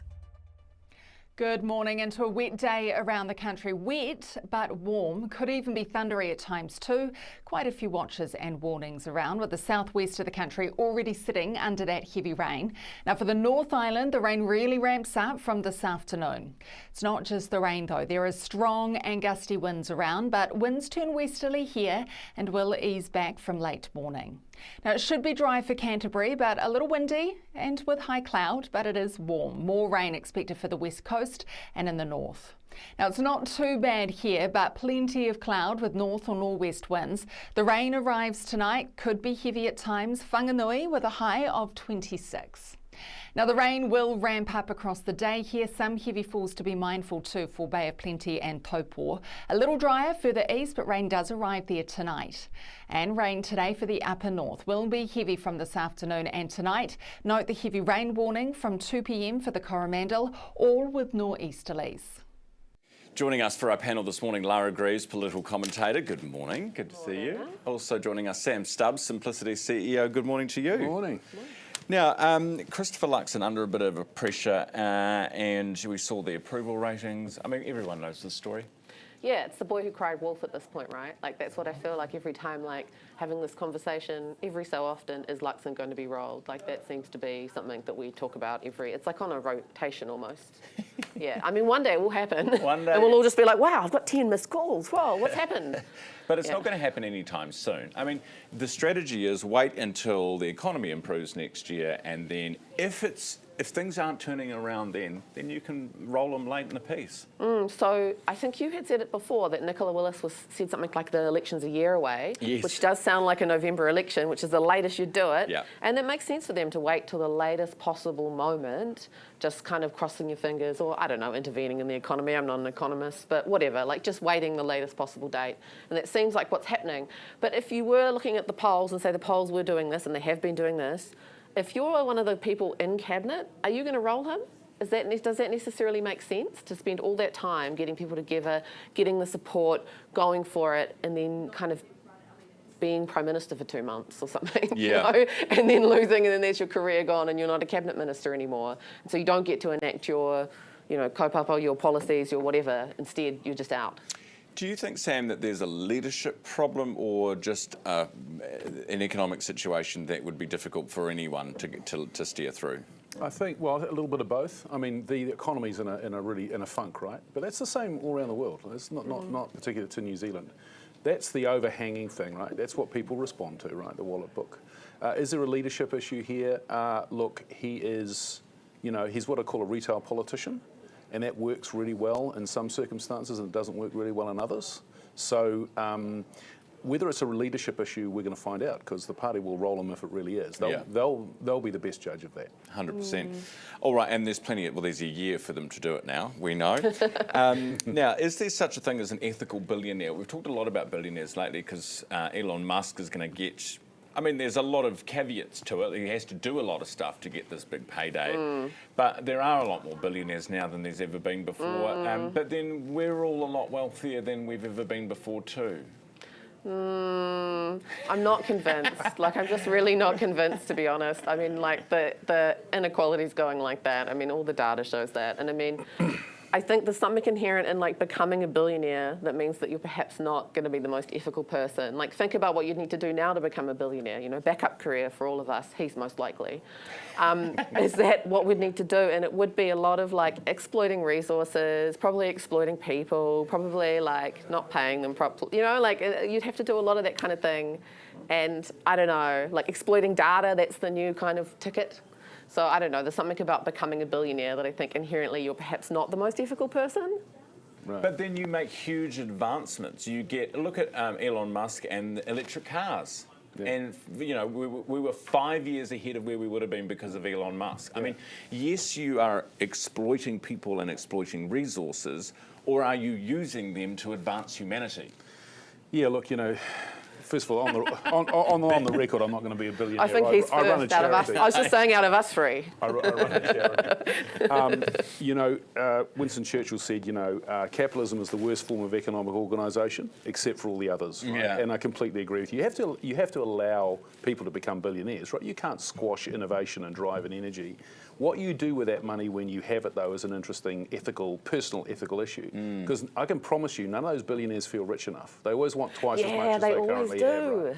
And if you think about if you think about social fraying, the fabric in society fraying, it's about relative wealth. It's not about absolute wealth. You're absolutely right. We all live richer than any king or queen ever has in history. Antibiotics, toilet paper, cars, telephones. You know, we're so wealthy, absolutely, but relatively we feel poorer all the time. And the seeds of revolution are sown in inequity. It's how poor you feel relative to the richest person. So the problem with being an ethical billionaire is not do you give the money away or not. It's that we are allowing a society to stretch the definition of wealth and poverty. And these people, they get angry. You know, what's that New Zealand song? The rich get richer, the poor get the picture, and then they get the pitchforks, right? So if you're a billionaire, you have to think seriously about you had better be philanthropic. You had better be ethical, because otherwise your kids and grandkids are going to have their heads chopped off. Yeah, that's what history tells you. It's Midnight Oil, by the way. They're Australian. Oh, it was Midnight Oil. Oh, okay. But yeah, okay. No, I get that, and this is why the other day I put into ChatGPT, when is the next revolution going to happen? What did it say? It said not until at least 2080. Okay, I'm safe. Maybe. So we've got time. We've got time. But yeah, it's an interesting one, isn't it? But without billionaires, we wouldn't. You would never tackle climate change, would you? I think other people would do it. I think collectively governments would do it. Like, I think that, or maybe not governments, but people, some kind of collective, or it might have been companies, I don't know, as a sort of collective. I don't think you necessarily need billionaires to tackle innovation. I think other people are innovators and, like, try their hand at things, and there's different ways, like there's different models for companies, whether it's charities or NGOs or whatever. I think there's still other places that people innovate. Uber drivers, so they have won the battle. This is the for drivers to be employees, to get employee status. Lara, does this threaten the gig, the model that gets these billionaires quite rich? Yeah, exploiting others. I think this is a hard one for me, because I love a side hustle. I love a contract here and there, and to be able to pick up different side hustles. But it's very different for me as someone who has full-time employment elsewhere with employment rights and annual leave and good stuff like that, versus someone on a day-to-day basis who their livelihood is Uber. And yeah, shout out to so many of my family members that pick up Uber shifts here and there to get that extra money for like baby stuff or whatever it is. But I think, yeah, if your day-to-day Uber's your main job, I think that's quite concerning, because it's like, how are those people going on a day-to-day basis to have to live like that? Yeah. The other thing is, we will have to pay. I mean, if this judgment was applied to all the drivers, we would be paying more for Uber, wouldn't we?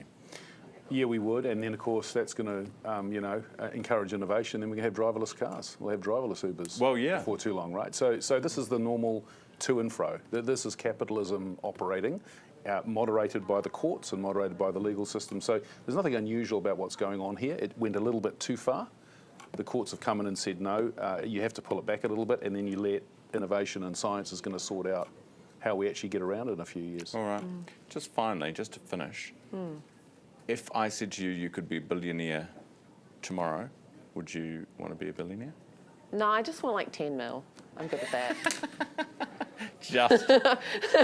Sam? Well, that's the academic talking to the business, but you're absolutely crazy. Of course you'd want to be a billionaire. So give it all away. 100%. You could imagine. Nah. No, you guys don't have cousins like mine. Too annoying. I'm a Westie. I know what it's like. He does have cousins. Sam Stubbs and Lara Greaves on the panel this morning. Thanks, guys. Good Cheers. to see you. Thank you. 17 away from 9. You're on Herald Now. Next, it is travel with Tim Roxburgh and then Chelsea Daniels from the front page. I'm Scott, and I'm a knife maker. I make knives from my workshop at home in West Auckland. Yeah, my previous life, I was a chef. Did that for 25 years. But I had this knife making thing that I was doing and had been doing for some time. And so that transition from finishing that 25-year career and taking the plunge into full-time knife maker, I had been building up to that, but I still had to take a leap. Oh, No Lemming Tech Solutions experts. Here to set up your new smart TV. Oh goody, we're a family of 4, so we need it done perfect. Too high. Too low. Just right. Of course, we can assess your Wi-Fi network and run a speed test. And now check out these features. This is how you get to streaming. We love streams. Nobody has supreme knowledge of home TV setup like No Lemming. Maximising productivity, what have you got? Well, if we switch to 2 degrees, with Flex for Business, we can instantly manage data usage, employee mobile plans, and cost centre reporting, saving us time and money. Cool. I'll get onto that then.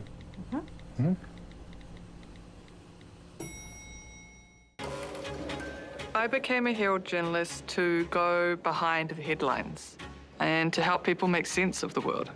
I became a Herald journalist to help people understand the big issues that affect them. To ask the right questions and to press people who have the answers. To listen to people and to be fair and balanced. To highlight the plight of the marginalised and vulnerable and challenge those in authority. To share extraordinary moments in the lives of ordinary people. I became a Herald journalist to report the facts. That's what we're here to do. If it's news you can trust, it's news worth knowing. The New Zealand Herald.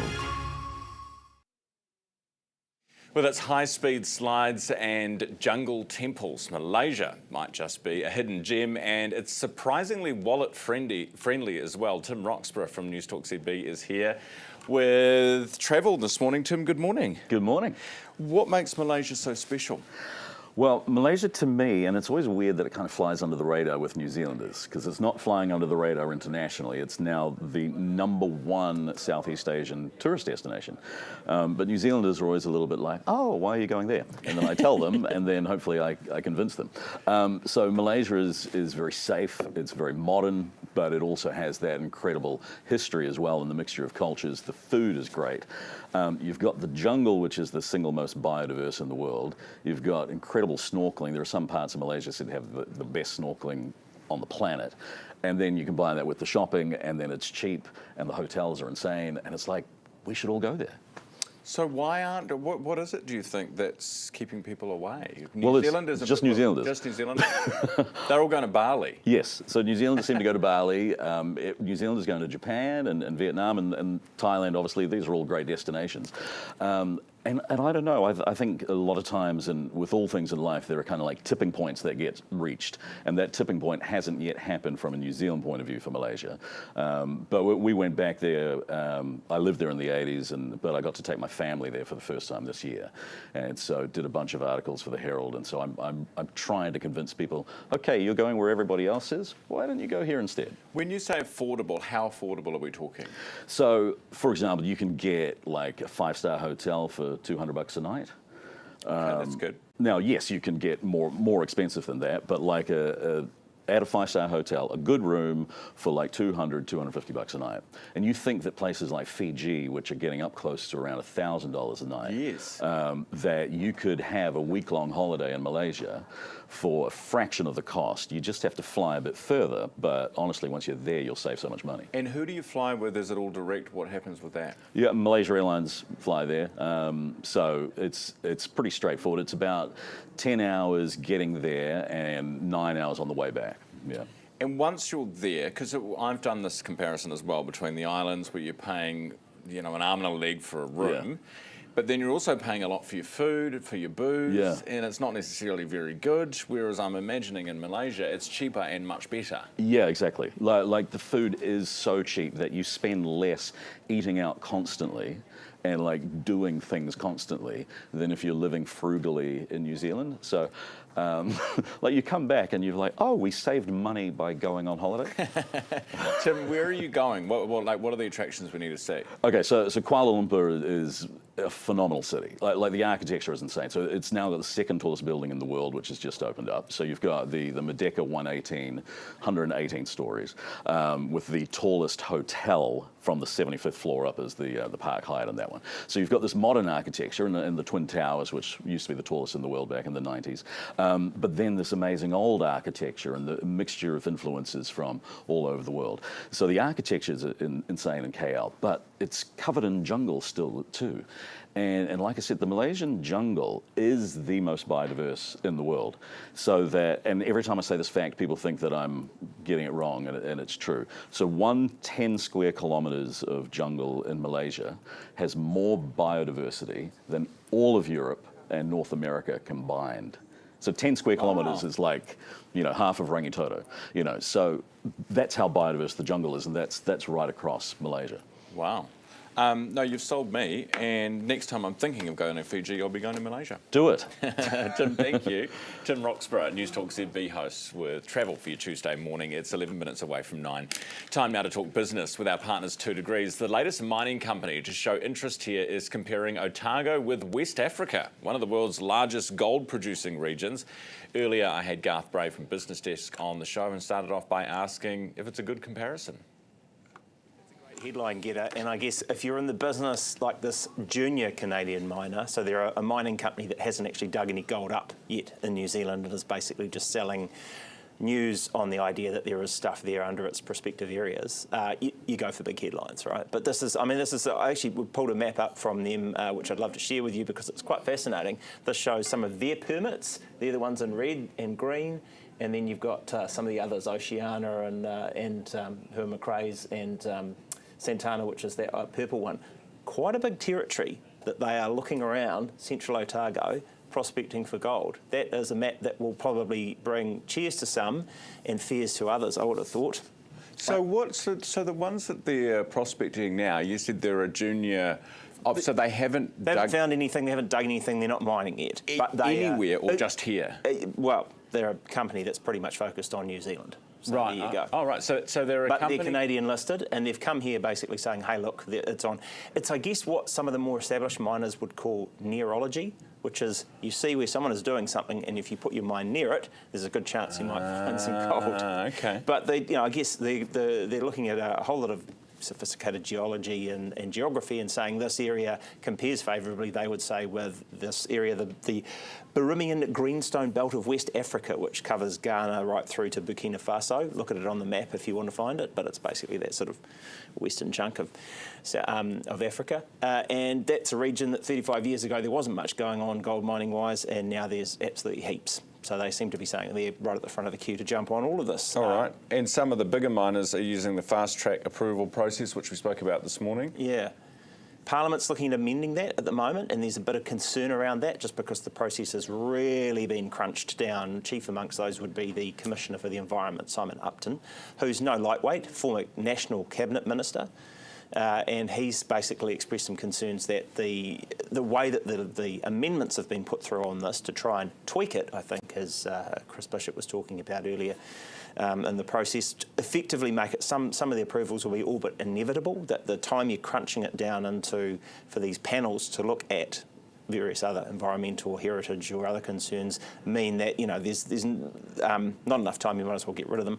And they're also a wee bit worried about these government policy statements, which is the ability for the government to issue sort of a directive over a predefine what constitutes a regional or a national benefit for something like, hey, it's coal mining is generally great. So, and the panels would have to then take that into account, and that effectively is. So like who doesn't like this?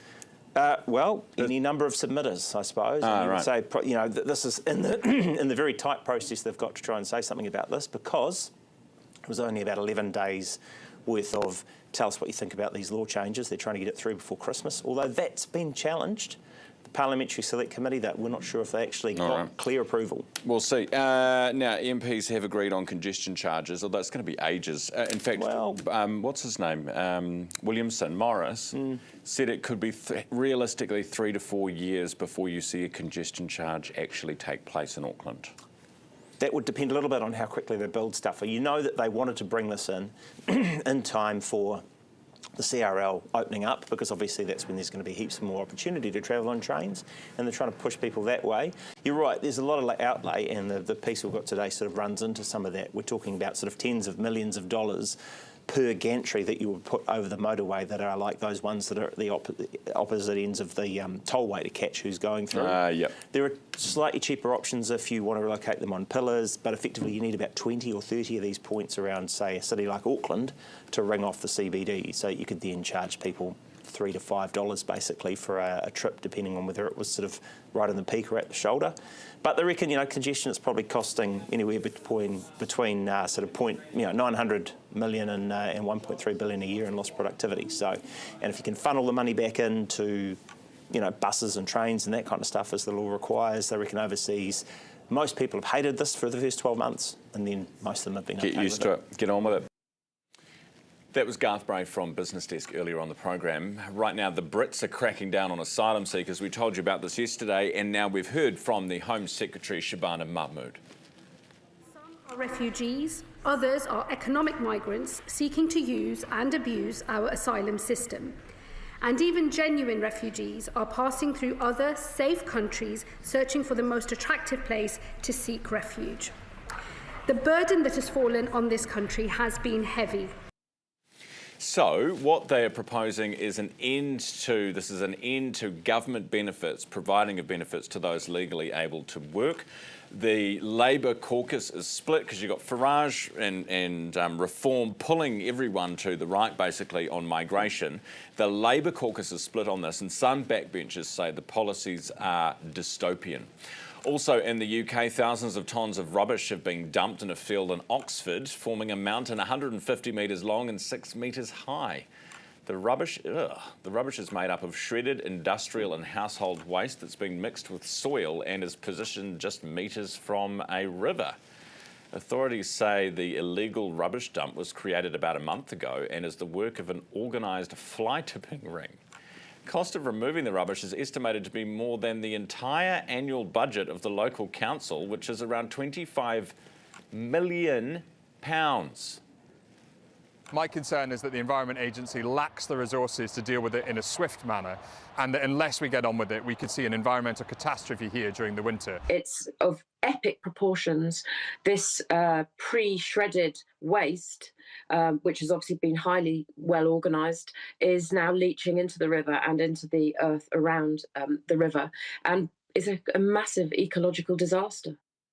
How did no one notice that was happening? Is it just suddenly overnight? There's a Oh well. 4 minutes away from 9, Chelsea Daniels is here with the front page. Chelsea, good morning. Morning. This morning, you're looking at... Fly tipping rings. Illegal fly tipping rings. No, you're doing billionaires this morning. Yeah. Ethical billionaires. Are there any? So I spoke to Oxfam's Nick Henry. Basically, because Elon Musk is on track to become the world's first trillionaire, right? And we were thinking, well, remember when it would be nice to have $1 million? You know, the show Who Wants to Be a Millionaire? That wouldn't even cut it anymore. Take a look. New Zealand dollars, to be a millionaire is basically to maybe own your own house in a major city or have saved for a retirement. $1 million, I was just looking at the figures on a household median income. So that's the middle New Zealand household. $1 million is about 14 years of income. And of course, no one saves their entire income, but it is 14 years of about the middle household income. But of course, $1 billion is 1,000 times that. So that's 14,000 years of the middle household income. And when you put that in perspective, it's possible to earn $1 million just by having, maybe two people working sort of middle income jobs for most of their working lives. You could earn $1 million, but it's impossible for anyone to earn $1 billion. You're talking at that point about wealth generated by wealth generated by accumulating the benefits of work that other people are doing, and really disproportionately. Chelsea, billionaires. Would you give away your money? So that we're basically saying there's some people that say that to become an ethical billionaire is to make sure that you are not a billionaire, essentially. By the time, yeah. Well, the thing is, you want to go to here, like you're self-interested. If you're a billionaire, you're self-interested. Yeah, how did you get there in the first place? Exactly. And if you're close to death, you want to go to heaven. And to get to heaven, you've got to give everything away and be nice. Do you, though? Well, and what's going to happen with it after you're gone? Anyway, you want to create a legacy. Yeah, you have a museum. You sponsor a museum. You sponsor some lecture hall at the university. You maybe you donate to a road, get your name on a motorway or something. Ryan Bridge, Motorway 7. The Harbour Bridge. You know what I mean? The Ryan Bridge.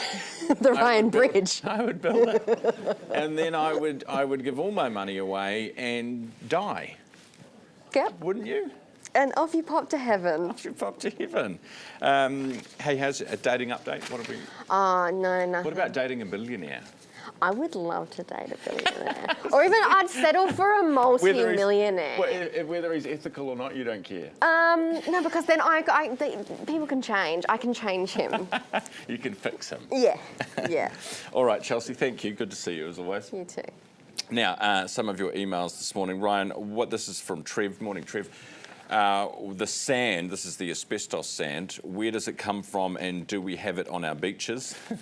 No, it's a problem. Actually, I asked about it yesterday. I said to Laura, who works here, she's got kids, and I said, why are kids playing? Why don't you just play with normal sand? Why do we need to give them coloured sand? Is it in the sand pit? But no, apparently it's like what we would have done with glitter. What I did with glitter, where you glue a piece of paper and then you sprinkle it on. That's what they do with the coloured sand, apparently. It's not for playing in the sandpit with. Beth says, hi there. Years ago, ACC did a similar thing. This was around 2015. This is kicking people off the long-term claimants. I was due to have my ankle fused with an earlier broken ankle. ACC did a blanket hold on all claims. They reversed their decision on paying for my operation a week before my surgery. It was very stressful, Beth, I can imagine it was. And Mick says he's a retired miner of 40 years, fully supports the industry in New Zealand. He says the issues here not so much to do with the administrative hold-ups that we spoke about with Shane Jones this morning, but he says we need a proper mines inspectorate. Pike River would not have happened had we had one. Look at Australia. Mick, thank you for that. It is 9:01. Here's Neva. Herald Now News, powered by Newstalk ZB. A quick turnaround for the newly announced changes to vehicle imports to be law by week's end. The Clean Vehicle Standard gave importers credits for meeting carbon targets and charged them if they missed. But the Transport Ministers confirmed they'll slash charges, launch a review and make credits eligible until 2029. Chris Bishop says they're urgently protecting consumers following market changes. And he says they will lodge an amendment paper with these changes to the Land Transport Clean Vehicle Amendment Bill, which is going through the House this week. The government says it's moving to clarify employment law for contractors. 4 drivers have won their battle against Uber to be treated as employees rather than contractors. The Supreme Court has rejected Uber's bid for the court to overturn a 2024 Court of Appeal ruling. Finance Minister Nicola Willis says the government won't be making any legislative changes in hindsight, but is changing the law for the future. She says in general, the government is very reluctant to retrospectively legislate on these matters, and their focus is on arrangements going forward. The public sector union says further reducing the role of police in mental health will put patients at risk. New guidance is being introduced this week to determine if police are needed when health workers request non-emergency assistance or when people go missing from health facilities. Police say the new threshold will help free up officers to do the work only they can be doing. But Public Service Association National Secretary Fleur Fitzsimons says mental health workers deserve to have police support when they judge they need it. She says the health system is not ready for police to withdraw from mental health support, and this change will be dangerous for workers and patients alike. The UK government has just confirmed major changes to the country's immigration system. The changes are aimed at making the UK less attractive for illegal immigrants and make it easier to deport them. The UK government says the changes are the most sweeping reforms to tackle illegal migration in modern times. Prime Minister Sir Keir Starmer says the world has changed to become more volatile and insecure. Mystery remains over the circumstances that led to a fatal blaze in Manawatu Sanson on Saturday that claimed the lives of 3 young children and a man. Police responding to reports this is a suspected triple murder-suicide say they have not decided whether this is homicide. A Give a Little page has named the children as Goldie, August and Hugo, aged 1, 5 and 7. Police have confirmed the man, understood to be their father, died at the scene but wasn't burned in the blaze. Postmortems will be carried out this week.